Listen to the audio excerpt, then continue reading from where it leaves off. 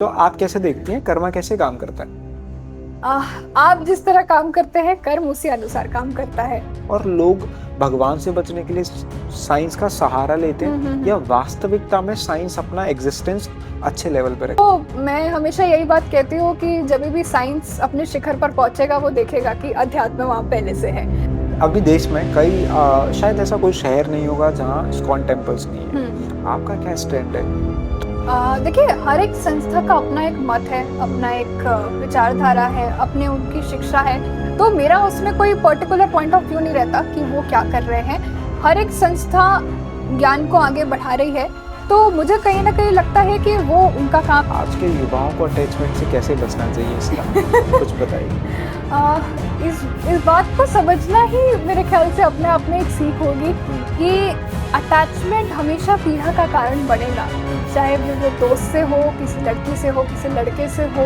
एक एथिस्ट भी एक बार ओपन माइंड करके उन चीज़ों को पढ़ के देखे, समझने, विश्वास रखने की शक्ति रखे, तो हो सकता हो कि ये शिफ्ट आए, जैसे मेरे जीवन में आया। आपको लगता है कि स्कूल में स्पेस देना चाहिए इस चीज को कि अगर इंसान सोशल मीडिया पे भी करियर बनाना चाह रहा है तो हाँ, करियर होता है? देना चाहिए। मुझे लगता है अब तो खासकर अब तो बहुत लोग हैं। हाँ। तो मुझे लगता है कहीं न कहीं उनको भी ये माइंडसेट शिफ्ट करना चाहिए कि पढ़ाई के बाहर भी करियर है कि पढ़ने के लिए भी गुरु चाहिए। हाँ, है ना? बिल्कुल। It is the difference between Shrimad Bhagavata Purana and Shrimad Bhagavad Gita. Shrimad Bhagavata Purana जो है वो भगवान के भक्तों की कथा है, और जबकि श्रीमद् भगवत गीता स्वयं भगवान की कथा या उनकी ज्ञान। व्याख्या है। What is your opinion on अखंड भारत हिंदू राष्ट्र? बिल्कुल, मैं 100% इस स्टेटमेंट से सहमत हूँ। बनाना चाहिए और कहीं न कहीं मैं उसका हिस्सा भी हूँ। जो मैंने देखी महाभारत हुँ, रामायण की जो हम टीवी पे देख लेते हैं और रिटन फॉर्म में बहुत अंतर है। हाँ जी, तो मुझे लगता है कि लोगों को देखने से ज्यादा पढ़ने पे पढ़ना विश्वास करना चाहिए। ही। हाँ।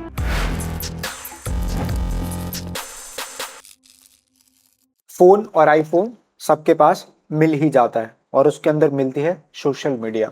आजकल हर कोई इंस्टाग्राम यूट्यूब पर ग्रो करना चाहता है और ग्रो करने के सबके अपने तरीके हैं। कोई डांस कर रहा है तो कोई गाना गा रहा है, कोई शेर व शायरियां कर रहा है तो कोई गीता से ज्ञान दे रहा है। गीता खुद में एक ज्ञान है, मगर उस ज्ञान को एक ज्ञान के रूप में लोगों तक पहुंचाना आवश्यक है, क्योंकि आज लोग संस्कृत पढ़ने से डरते हैं। लोग आज गीता पढ़ने से डरते हैं। लोगों को डर लगता है इतनी मोटी पुस्तक देखकर। लोगों को लगता है ये हमारे संदर्भ की बात नहीं है। मगर वही संदर्भ जब हमें स्क्रॉल करते हुए रील में मिलता है तो हर कोई उसको पसंद करने लगता है। और वही पसंद लोगों की जब पसंद बन जाए तो फिर हर किसी को यह है कि मुझे और जानना है और जानना है और जानना है। और फिर व्यक्ति व्यक्ति से जुड़ता चला जाता है। गीता से ज्ञान की बात इसलिए कर रहा हूं क्योंकि आज हमारे साथ गीता से ज्ञान चैनल की मालकिन खुद जानवी सिंह मौजूद है। बहुत बहुत स्वागत है आपका पीओवी में। बहुत धन्यवाद। शुरुआत करेंगे कि बहुत जनता आज आपसे जुड़ी हुई है, तो वो जनता ये जानना चाहती है कि कहाँ जन्म हुआ है जानवी सिंह का और कहाँ से आपने स्कूलिंग की है। जी। वो पहले हम शुरुआत करेंगे फिर आगे बढ़ते जी, हैं। बिल्कुल, बहुत-बहुत धन्यवाद मुझे यहाँ बुलाने के लिए। शुक्रिया। और मेरा जन्म हुआ है प्रयागराज की पावन भूमि पे अरे जो उत्तर जहाँ प्रदेश में है, संगम है। जहाँ संगम है, जहाँ ज्ञान है, हर एक चीज़ है। और स्कूलिंग भी वहीं से हुई है। मतलब मेरा जो पूरा पूरा जो जीवन रहा है वो प्रयागराज में ही रहा है। हाँ, बर्थ प्लेस जो है वो नागपुर का है। अच्छा, हाँ जी, तो तो आप मेरी नागपुर से शिफ्ट हुए थे? नहीं, मेरी मम्मा नागपुर की है। अच्छा। तो जब मेरा जन्म हुआ तो मैं नागपुर में थी, तो जो बर्थ प्लेस है वो नागपुर है, बट पूरा जो बचपन लाइफ है हाँ, वो तो सिर्फ और स्कूलिंग भी यहीं प्रयागराज में ही हुआ है। प्रयागराज में हुई है। हाँ जी। कैसे थे स्कूल में? स्कूल में एक एवरेज एक ही स्कूल स्टूडेंट। से 12th तक पढ़ाई की? नहीं, नहीं, अलग-अलग स्कूल, 3-4 स्कूल चेंज कितने किए हैं स्कूल मैंने। चेंज किए? ऑलमोस्ट 4 से 5 स्कूल मैंने अच्छा, चेंज किए पहले हैं। कौन सी क्लास से कौन सी क्लास तक थे ये बताइए। मेरा सबसे पहला स्कूल वो जो मेरा एग्जिस्टिंग अभी घर है उससे काफ़ी पास में है। तो वहाँ मतलब जो बेसिक पहले इससे शुरू हुआ था एलकेजी यूकेजी से, ठीक है। वो उसमें हुआ। उसके बाद मैंने ऑलमोस्ट सेकंड और थर्ड में डीपीएस में पढ़ाई की है। ठीक है। उसके बाद में फिर 4th क्लास में स्कूल चेंज हुआ था, तो मैं वापस उसी स्कूल में आई हूँ जहाँ मैं पहले थी। और इसके बाद मेरी मेजर 10th तक की पढ़ाई हुई एयरफोर्स स्कूल में, और एयरफोर्स स्कूल के बाद 11th और 12th हुआ संस्कार इंटरनेशनल स्कूल से। ठीक है, तो 10 से पहले की बात कर लेते जी। हैं। कैसी मेमोरीज हैं, कैसे थे पढ़ने में आप? पढ़ने में हमेशा से एक ऑलमोस्ट एवरेज स्टूडेंट, मतलब 80-85% ऐसे। एवरेज नहीं होता 85%। मेरे लिए एवरेज है। साइंस मिल जाती है 85% पे, तो वो एवरेज नहीं होता। बट ठीक है, मतलब थोड़ा सा अब एवरेज कह सकते हैं, बट बहुत ज्यादा इंटरेस्टेड नहीं थी। कुछ ही सब्जेक्ट्स थे जिसमें मेरा इंटरेस्ट था, बाकी मैथ्स और साइंस वाले तो साइड उतना 10th इंटरेस्ट के नहीं बाद था। क्या लिया? साइंस? 10th के बाद आर्ट्स। आर्ट्स ली? साइंस लिया था, 15 दिन पढ़ के देखा, फिर समझ आया कि नहीं ये मुझसे नहीं हो पाएगा, और उसको छोड़ने का कारण ये था कि पूरा फुल टाइम साइंस को देना पड़ता, और मेरा कहीं ना कहीं वो क्रिएटिव साइड खत्म हो रहा था। तो मुझे लगा कि नहीं, मुझे कुछ क्रिएटिव साइड करना है रादर देन साइंस या डॉक्टर करके। घर उस वालों टाइम का कितना इन्वॉल्वमेंट था कि क्या लेना है इस चीज में? घर वाले बड़े इन्वॉल्व रहे हमेशा से, हर एक लाइफ के फेज में, कि क्या करना चाहिए क्या नहीं, और माता पिता का हमेशा से बहुत सपोर्ट रहा है हर एक चीज में। तो उनका हमेशा से यही था कि जो काम करो उसमें खुश रहो। अब तुम चाहे साइंस करो, आर्ट्स करो, कंटेंट क्रिएशन करो, अगर तुम खुश हो तो हम खुश हैं, और तुम वही कार्य करो जो तुम्हें अच्छा लगता है। तो इस चीज में वो हमेशा से बहुत ओपन माइंडेड रहे हैं। तो आर्ट्स लेना आपका खुद का डिसीजन था? हाँ जी, मेरा डिसीजन था, और डिसीजन भी नहीं कहेंगे पूरी तरह से, क्योंकि मैं कंफ्यूज थी उस टाइम कि करना क्या है। साइंस लिया, 15 दिन पढ़ के देखा, नहीं समझ आया क्या करना है, तो बहुत कंफ्यूजन वाले स्टेट में, कुछ नहीं समझ आ रहा था, तो आर्ट्स ले लिया कि चलो ले लेते हैं, फिर देखा जाएगा, फिगर आउट करेंगे कि करना क्या है। और फिर मैंने अपने आप को 11th-12th पूरा टाइम दिया सोचने के लिए कि एक्चुअली मैं करियर में क्या करना है, और अलग अलग स्किल्स डेवलप करके देखी, अलग अलग चीजें करके देखी, और फिर अध्यात्म की तरफ जब मुझे इंटरेस्ट आया तो कंटेंट क्रिएशन शुरू किया। ठीक है, उस पे भी आएंगे, अच्छे से बात करेंगे। जी। मगर जब जैसे स्कूल में होते हैं तो हर बार कहीं ना कभी टीचर्स पूछ ही लेते हैं क्या बनना चाहते हो। हाँ, तो तब कुछ 10th से पहले कुछ क्लियर था? 10th से पहले क्लियर था कि डॉक्टर ही बनना है। डॉक्टर बनना है। तो घर वालों से दिया हुआ वो ब्रेन था कि डॉक्टर नहीं, बनना है? उनका नहीं था। खुद उससे से? पहले भी एक पॉइंट था जहाँ पे ऑलमोस्ट 7th-8th क्लास तक मैं हमेशा बोलती थी कि मुझे एस्ट्रोनॉट बनना है, ठीक है। क्योंकि मुझे आज भी वो स्पेस और साइंस वाले साइड बहुत इंटरेस्ट है, और आज भी मैं उस विषय में पढ़ती रहती हूँ अगर जो भी मुझे मिलता है। लेकिन फिर मैथ्स अच्छी नहीं थी, और फिर कहीं ना टीचर्स भी अच्छे नहीं मिले, तो कॉन्फिडेंस मैथ्स को लेके और गिरता गया। तो फिर कि एक लड़कियों को टाइम मैथ्स आया। हमेशा पसंद नहीं होता ज्यादातर, ऐसा कुछ? नहीं, ऐसा नहीं है, कुछ लड़कियां हैं जो मैथ्स में बहुत अच्छी है, ऐसा बट तो मेजोरिटी मैंने यही देखा है कि नहीं पसंद नहीं होती। पसंद होता। ठीक है, हमें वो क्रिएटिव दुश्मन, साइड पसंद होता है। वो दुश्मन बन ही जाता है। हाँ। स्पोर्ट्स खेलते थे स्कूल में? नहीं, स्पोर्ट्स में कभी इंटरेस्ट नहीं बिल्कुल रहा। भी? इंडोर बिल्कुल नहीं, आउटडोर कुछ भी नहीं? कुछ भी नहीं। कुछ भी नहीं? कैसे एंटरटेन करते थे खुद को? हमेशा से ये संगीत और नृत्य वाले साइड ज्यादा रही हूँ। हाँ, अच्छा, तो मैं एक मतलब परफॉर्मर रही हूँ हमेशा से। तो कथक डांसर भी हाँ हो? जी, कथक डांसर हूँ, और मैंने नेशनल्स किया, उसके बाद मैंने दूरदर्शन किया। कब शौक लगा कथक का? शौक तो मेरी मम्मी बचपन से चाहती थी कि मतलब मैं 4 साल की थी तो मुझे वो कथक क्लासेस भेजा करती थी। अच्छा। बट उससे मेरा कोई इंटरेस्ट नहीं था, तो मैं हर रोज बहाने बनाया करती थी अच्छा। कि आज नहीं जाना है, आज कुछ हो रहा है, आज पेट में दर्द है। तो वो उनका सपना था कि मैं कोई क्रिएटिव वाले साइड जाऊं, या तो सिंगिंग में या तो फिर इस चीज में। ठीक है। तो वो तो फिर मैंने कंटिन्यू नहीं किया। 7th-8th के टाइम पे स्कूल में थी, तो एनुअल फंक्शंस होते हैं ना, तो बस ऐसे ही पार्टिसिपेट किया। परफॉर्म करना वहाँ पे? हाँ, और करके देखा तो डांस बहुत अच्छा लगा कि ये तो बहुत अच्छी चीज है, और फिर मैंने 2 ही साल सीखा है कथक। फिर कोविड आ गया, और फिर कंटेंट क्रिएशन शुरू हो गया, तो उसके बाद मैंने उसको समय नहीं कौन सी दिया। क्लास से शुरू किया कंटेंट? मैंने कंटेंट क्रिएशन तो मैं अगर बताऊं तो मैं पहले 9th क्लास में थी, तब मैंने कंटेंट शुरू किया, तो उस टाइम मैंने डांस का ही कंटेंट शुरू किया था। पहले कथक की वीडियोस बनानी हाँ, शुरू? तो मैंने डांस के किस कंटेंट प्लेटफॉर्म पे सबसे पहले? यूट्यूब पे। यूट्यूब पे काम करना हाँ, शुरू? उस टाइम बस ये था कि कुछ करना है सोशल मीडिया पे, क्योंकि बहुत सारे कंटेंट क्रिएटर्स को देखा करती थी, और लगता था कि मैं कुछ स्पेस में कर सकती हूँ, क्योंकि कैमरे पे आना और परफॉर्म करना अच्छा लगता था। तो वो शुरू किया, 1 साल उसको किया, बट उतना अच्छा रिस्पॉन्स कुछ था नहीं, प्लस बोर्ड्स थे फिर, तो फिर घर वालों ने भी कहा कि अभी इस पर ज्यादा ध्यान दो, तो वो वहां बंद कर दिया। और दोबारा फिर 11th एंड हो रहा था और 12th शुरू ही हो रहा था, तब मैंने ये कंटेंट शुरू किया है। प्रॉपर तब काम करना शुरू हाँ। किया? कैसे डिसाइड किया है, कैसे आया कि काम करते दोबारा? कंटेंट एक ऐसी चीज है जो मुझे हमेशा से पसंद रही, जैसे मैंने बताया, तो 9th में भी मैं ऑलमोस्ट 1 साल से पीछे पड़ी हुई थी मम्मी पापा की कि मुझे कुछ सोशल मीडिया पे करना है। बट उस टाइम ना कंटेंट क्रिएटर जैसा कोई वर्ड एग्जिस्ट नहीं करता था उस टाइम पे। ठीक ये तो अब पॉपुलर हो गया है। उस टाइम पे ज्यादा से ज्यादा there was a word youtuber या फिर इंस्टाग्रामर, ठीक है। और एज अ करियर इसको नहीं देखा जाता था, कोई भी नहीं था, और हमारे आसपास की सोसाइटी में भी कोई नहीं था जो content creation as a career कर रहा हो।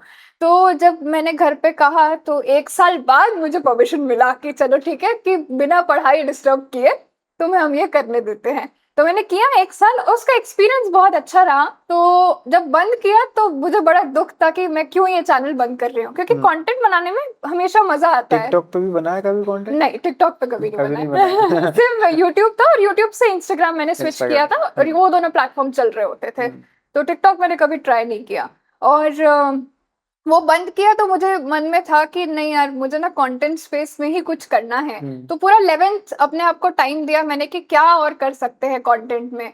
और फिर करते करते मैंने ये वाला जो कंटेंट है, इस पेज का जो आप देख रहे हैं, यहाँ पे मैं किताबें पढ़ते आई हूँ, और वो भी मेरे मम्मी पापा किताबें पढ़ते आए हैं, तो ये आदत मुझ में भी है अब। और मैंने बचपन से पढ़ते थे? नहीं, 11th के बाद ही ये सब 11th मैंने के शुरू बाद किया क्या है। पढ़ते थे सबसे पहले? सेल्फ हेल्प किताबें जैसे होती है, या बिजनेस बुक्स होती है, मार्केटिंग के बुक्स होते हैं, क्योंकि मम्मी पापा सेल्स और मार्केटिंग बैकग्राउंड से आते हैं। ओके। तो उनकी आदत रही है, तो वो सारी किताबें मैं पढ़ती थी, और मुझे लगा कि ये शेयर कर सकते हैं, तो मैंने पहले किताबों को ही शेयर करना शुरू किया। और जैसे जैसे मेरे खुद के जीवन में जब मैं आगे बढ़ती गई, पढ़ती गई, तब मेरे लाइफ में एक एंगल आया जहाँ मैंने श्रीमद् भगवद गीता को पढ़ा, और वो भी मम्मा से ही आया है। पहले मेरी मम्मा ने पढ़ा, और उन्होंने ही मुझे कहा कि तुम्हें भी ये पढ़ना चाहिए। तो तब मैंने पढ़ा, कंटेंट चल ही रहा था उस टाइम पे, और बहुत सीमलेसली मैंने इस कंटेंट में शिफ्ट किया कि मैं किताबें बता ही रही हूँ, और धीरे धीरे करते करते इस उद्देश्य से किया कि गीता का ज्ञान अगर मैं बताऊँ तो कहीं ना कहीं मुझे भी और सीखने मिलेगा, क्योंकि जब आप पढ़ाने के लिए पढ़ते हो तो आप और अच्छा पढ़ते हो। तो उस उद्देश्य से इसे शुरू किया, और ऐसे ये कंटेंट शुरू हुआ। चलो उस पे आएंगे, अच्छे से बात करेंगे। स्कूल का कोई ऐसा इंसिडेंट जो कभी भूला नहीं जा सकता या हमेशा याद रहता हो? स्कूल का ऐसा इंसिडेंट, बहुत सारे इंसिडेंट हुए हैं। अक्सर मेरा जो इंटरेस्ट होता था स्कूल में वो एक्स्ट्रा करिकुलर एक्टिविटीज में होता था। ठीक है। तो उसके प्रैक्टिसेस, वहाँ जो दोस्त बनते हैं उस ग्रुप में, उसके उसके जो फंक्शंस होते हैं, वहाँ मेरी सबसे अच्छी आज भी मेमोरीज दोस्त रही है। साथ होंगे? दोस्त अब उतने साथ नहीं है ऑनेस्टली, तो क्योंकि सब अपने अपने कामों में बिजी है, तो ऐसे कोई बहुत बेस्ट फ्रेंड जैसा कोई है नहीं अभी। बट ऐसे कोई रिकॉग्नाइज करता है कभी, अरे यार साथ पढ़ी थी, कभी डीएम साथ हाँ में? हाँ, आते हैं। हाँ। कुछ पुराने अब क्लासमेट्स तो के बड़े डीएम मुझे आदमी आए बन गए हो, हैं। अब तो बड़े आदमी बन गए वाला लाइन। हाँ, ऐसा मजाक करते हैं वो लोग, हाँ। अक्सर करते हैं। आप शायद अपने स्कूल में भी ऐसा गेस्ट बन के गए? हाँ, लास्ट ईयर ऐसा हुआ था। कैसा इवेंट था? बहुत अच्छा एक्सपीरियंस था, और वो और अच्छा इसलिए भी था क्योंकि जब मैं कंटेंट कर रही थी तो कहीं ना कहीं स्कूल वालों का पॉइंट ऑफ व्यू ये था कि पहले पढ़ाई पर ध्यान दो, कंटेंट बाद में भी हो जाएगा। और उन्हीं टीचर्स से फिर उसी कंटेंट के लिए रिकॉग्नाइज होना बहुत अच्छा एक्सपीरियंस था। अच्छा लगता है। हाँ, अच्छा लगता है कि इनर पीस मिलती है और खुशी होती है। हाँ, मतलब ऐसा कोई रिवेंज नहीं था कि नहीं ऐसा करके दिखाना है, बट अच्छा लगता है कि आज वो उस काम को अप्रिशिएट कर रहे हैं और समझ रहे हैं उस चीज को, तो ये अच्छा लगा। आपको लगता है कि स्कूल में स्पेस देना चाहिए इस चीज को, कि अगर इंसान सोशल मीडिया पे भी करियर बनाना चाह रहा है तो करियर होता है? देना चाहिए, मुझे लगता है। अब तो खासकर अब तो बहुत लोग हैं, तो मुझे लगता है कहीं ना कहीं उनको भी ये माइंडसेट शिफ्ट करना चाहिए कि पढ़ाई के बाहर भी करियर है, क्योंकि कई बार स्कूल में मैंने सुना है कि इससे घर नहीं चलता, इससे करियर नहीं बनता। तो वो चीजें जब मैं सुनती हूँ तो मुझे लगता है नहीं, दिस इज नॉट ट्रू, ऐसा नहीं है। आप कुछ अच्छा करो, आप कुछ दिल से करना चाहो तो आप नॉर्मल लाइफ में और सोशल मीडिया लाइफ में अच्छा कर सकते हो। वो कोरिलेट होती हैं। अगर आपके पास पैशन है, बिल्कुल, आप वहां जाओ तो स्पेस क्रिएट कर सकते हो। तो एनकरेज करना चाहिए, ना कि डिस्करेज करना चाहिए कि नहीं यहाँ कोई काम नहीं हो सकता। तो आप स्कूल में कंटेंट क्रिएशन की तरफ ही अट्रैक्ट हो रहे थे। 11th-12th की बात थी। तो पढ़ाई इम्पैक्ट हो रही थी? पढ़ाई इम्पैक्ट ऑनेस्टली नहीं हुई, क्योंकि कहीं ना कहीं दोनों जगह मतलब पढ़ना ही है, खासकर मेरे कंटेंट में कोई अलग प्रैक्टिस नहीं है, तो पढ़ाई इफेक्ट नहीं हो रही था। और घर वालों का यही कहना था कि पढ़ाई इफेक्ट ना हो तो ही ये करियर चूज करना, एटलीस्ट 11th-12th, उसके बाद तुम जो भी करो वो तुम्हारा डिसीजन है। जब काम कर रहे थे तो उस समय पॉइंट था दिमाग में कि ये करियर बनेगा? नहीं, ऑनेस्टली जब पहली बार शुरू किया हाँ। तब तो बंद किया, तो वहाँ पे कोई पॉइंट नहीं था, बट दोबारा जब शुरू किया तो हाँ, माइंड में कहीं न कहीं था कि शायद इसमें करियर बन सकता है, और मैंने घर वालों को कहा भी यही था कि मुझे 1 साल का टाइम दीजिए, अगर इसमें मैं करियर बना के अगर अच्छा कुछ करूँ, तो मैं ये कंटिन्यू करूँगी, नहीं तो आप जो बोलोगे मैं वो आप करूँगी। एक बहुत इम्पोर्टेंट मैसेज दे सकते हैं इस जगह। जी। मेरा सवाल ये है कि आजकल बहुत ज़्यादा तादाद में यंगस्टर्स अपनी पढ़ाई के साथ कंटेंट बना रहे हैं। हाँ, पेरेंट्स 90% सपोर्ट नहीं करते। हाँ, ट्रू। उनको लगता है कि क्या ही कर रहे क्या हो, ही कर रहे हो? कैसी वीडियोस बना रहे हो। हाँ। तो पेरेंट्स का सपोर्ट होना शायद आपको बहुत हेल्प रही होगी। हाँ। वो कितना इम्पोर्टेंट हो जाता है और करना चाहिए। करना चाहिए, बट देखो ऐसा नहीं है कि एकदम शुरुआत से ही उनका हमेशा से सपोर्ट रहा है, स्पेशली कंटेंट के लिए, क्योंकि एक बार मैं कंटेंट में ऑलरेडी फेल हो चुकी थी। हाँ। तो कहीं ना कहीं उनके लिए ये शिफ्ट लाना कि इसमें करियर बन सकता है थोड़ा डिफिकल्ट होता है। तो और मैं ऑनेस्टली बताऊं, जितने भी कंटेंट क्रिएटर्स हैं, आपके मम्मी पापा जो कह रहे हैं कि पढ़ाई पर ध्यान दो, वो जो आप कर रहे हो उसमें शायद वो आपको 100% सपोर्ट ना करे, बट ये आपकी भी जिम्मेदारी बनती है कि आप अपनी पढ़ाई इम्पैक्ट ना होने दो, क्योंकि उनको कहीं ना कहीं लगता है अभी कि शायद इसमें करियर नहीं बन सकता। वो आप अपने हार्डवर्क से प्रूव करोगे जब टाइम आएगा। मैंने भी यही किया, तो अपनी पढ़ाई और कंटेंट दोनों को एक साथ चलाया। और पेरेंट्स एक टाइम बाद में सपोर्ट करते हैं जब वो देखते हैं कि इस पर्टिकुलर करियर पाथ में जहां अभी ग्रोथ नहीं है, बट आप फिर भी उस काम को शिद्दत से, लगन से, मेहनत से कर रहे हो। एक टाइम ऐसा आएगा कि आपकी जब ग्रोथ दिखेगी तो वो भी सपोर्ट करेंगे। तो वो आपको बुरा तो नहीं चाहते हैं, अच्छा ही चाहते हैं, बट हाँ, आपको भी दिखाना पड़ेगा प्रूफ करके कि हाँ, आप इसमें कुछ कर सकते हो। ये उनको करके तो दिखाना पड़ेगा ना। और पढ़ाई में, और पढ़ाई हाँ। में भी चूक नहीं करनी चाहिए। हाँ, सबसे बिल्कुल बड़ी नहीं बात करनी तो ये चाहिए, बहुत है, जरूरी है। आपको उसको मेंटेन करना बहुत ज्यादा जरूरी हो जाता बिल्कुल, है, क्योंकि बिल्कुल। पेरेंट्स पैसा लगाते हैं तो हाँ, उम्मीद तो रहती ऑब्वियसली, है ना। सीधी सी बात है। तो मम्मी पापा के सबसे ज्यादा क्लोज किसके हैं? मैं दोनों के ही क्लोज हूँ एक्चुअली, बहुत। ज्यादा सपोर्ट कौन करता था कंटेंट बनाने में? कंटेंट में एकदम शुरुआत में तो मम्मा का थोड़ा सा ज्यादा सपोर्ट रहा है, क्योंकि मम्मा से ही इंस्पायर होकर मैंने श्रीमद् भगवद गीता पढ़ना शुरू किया। और पापा का एक पॉइंट पे बस ये पॉइंट था कि कॉलेज कर लो और फिर कंटेंट क्रिएशन करना। तो मम्मा ने कहा नहीं, वो कंटेंट करेगी तो फिर मतलब कॉलेज करने लगेगी तो फिर तो उसका पैशन मर जाएगा। तो ये परमानेंट है, स्कूल कर लो फिर कुछ करना। हाँ, हाँ, ये सबके घर में परमानेंट है। कॉलेज कर लो फिर कुछ करना, जॉब कर लो फिर कुछ करना। बिल्कुल। वो मतलब कांस्टेंट चलता ही हाँ, चलता है, तो वो हर बिल्कुल। बच्चा फेस करता ही है कहीं हमेशा पे। फेस करता है। तो मम्मा ने जब पापा को कहा कि नहीं, वो मतलब कॉलेज करने लगेगी एक टाइम बाद और फिर कंटेंट का सोचेगी तो शायद वो उसमें एक्सेल ना कर पाए, साथ में करने दो। तो फिर मम्मी पापा दोनों ने बहुत अच्छे से सपोर्ट किया। कुछ रिलेटिव्स ने अपोज किया, बट मम्मी पापा हमेशा साथ में खड़े थे, तो कोई। रिश्तेदार, हाँ। वो कहीं ना कहीं इम्पोर्टेंट फैक्टर है। इम्पोर्टेंट फैक्टर है, बिल्कुल। वो कहीं ना कहीं आपको मोटिवेट तो करते ही है। कोई ऐसा था जिसकी बातें मेंटल इम्पैक्ट डाल रही थी उस ड्यूरेशन में, जब आप ग्रो कर रहे थे या स्टार्ट कर रहे थे? Negative impact? हाँ, नेगेटिव इम्पैक्ट।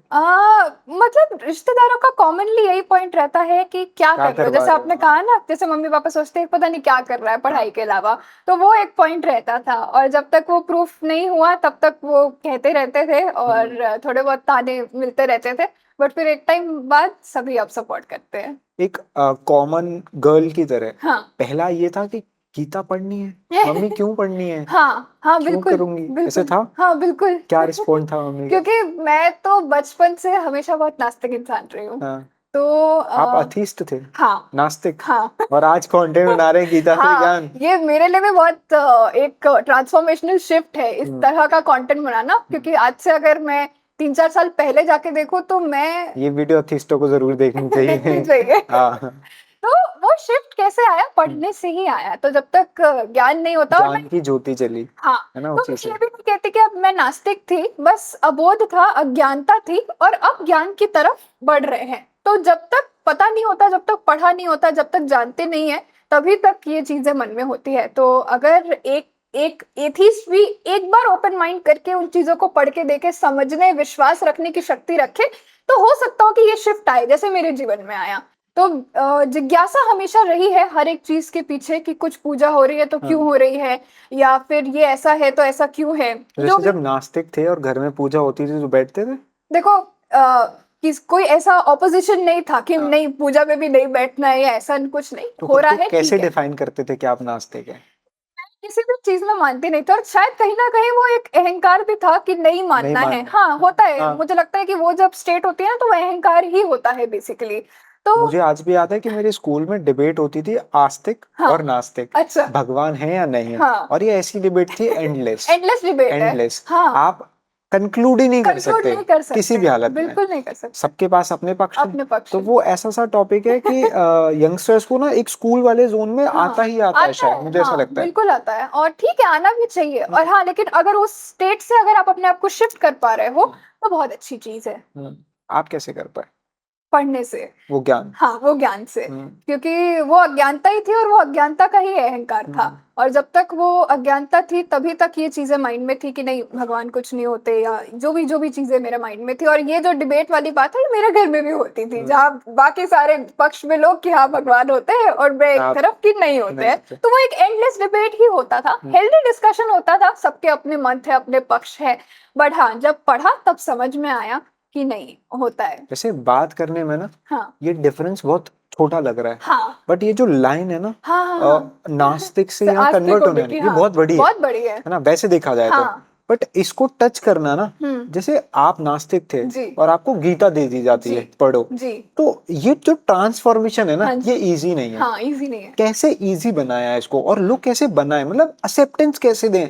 ऐसा ना कि मुझे भूख नहीं है तो मैं हाँ, कैसे खाना खा कैसे लूं, खाना खा लूँ? नहीं खा सकता। हाँ, तो वो मैं नास्तिक हूँ, हाँ, मैं गीता क्यों पढ़ लूं, जी। वो वाली चीज पे क्या है? तो देखिए, मेरे जीवन में तो जैसे मेरी मम्मा ने कोविड के टाइम ही पढ़ना शुरू किया, और उन्होंने इस उद्देश्य से शुरू किया कि कहीं न कहीं वो परेशान थी, जो भी बाहर परिस्थितियाँ थी कोविड के टाइम पे, और जो भी चीज़ें चल रही थी, और कहीं न कहीं शायद वो ना एक इनर पीस, जो इनर हैप्पीनेस होता है ना, जो अपने अंतर की खुशी होती है कि सब कुछ है, मान लीजिए आपके जीवन में घर, बंगला, गाड़ी, पैसा, हर एक चीज़ है, बट फिर भी खुशी नहीं है, बिल्कुल। तो वो कहाँ और है? ये कोविड में ज्यादा था शायद। कोविड में ज़्यादा था, सब यही ढूँढ रहे थे। और मैंने एक आर्टिकल में पढ़ा भी था कि कोविड के टाइम पे जो सबसे ज़्यादा सर्च की जाने वाली चीज़ है शायद यूट्यूब या गूगल पे, वो यही है कि मन कैसे शांत करे या खुश कैसे रहे, हाँ। हाउ टू बी हैप्पी, है ना? तो कहीं न कहीं मेरे मम्मा भी वही ढूँढ रहे थे।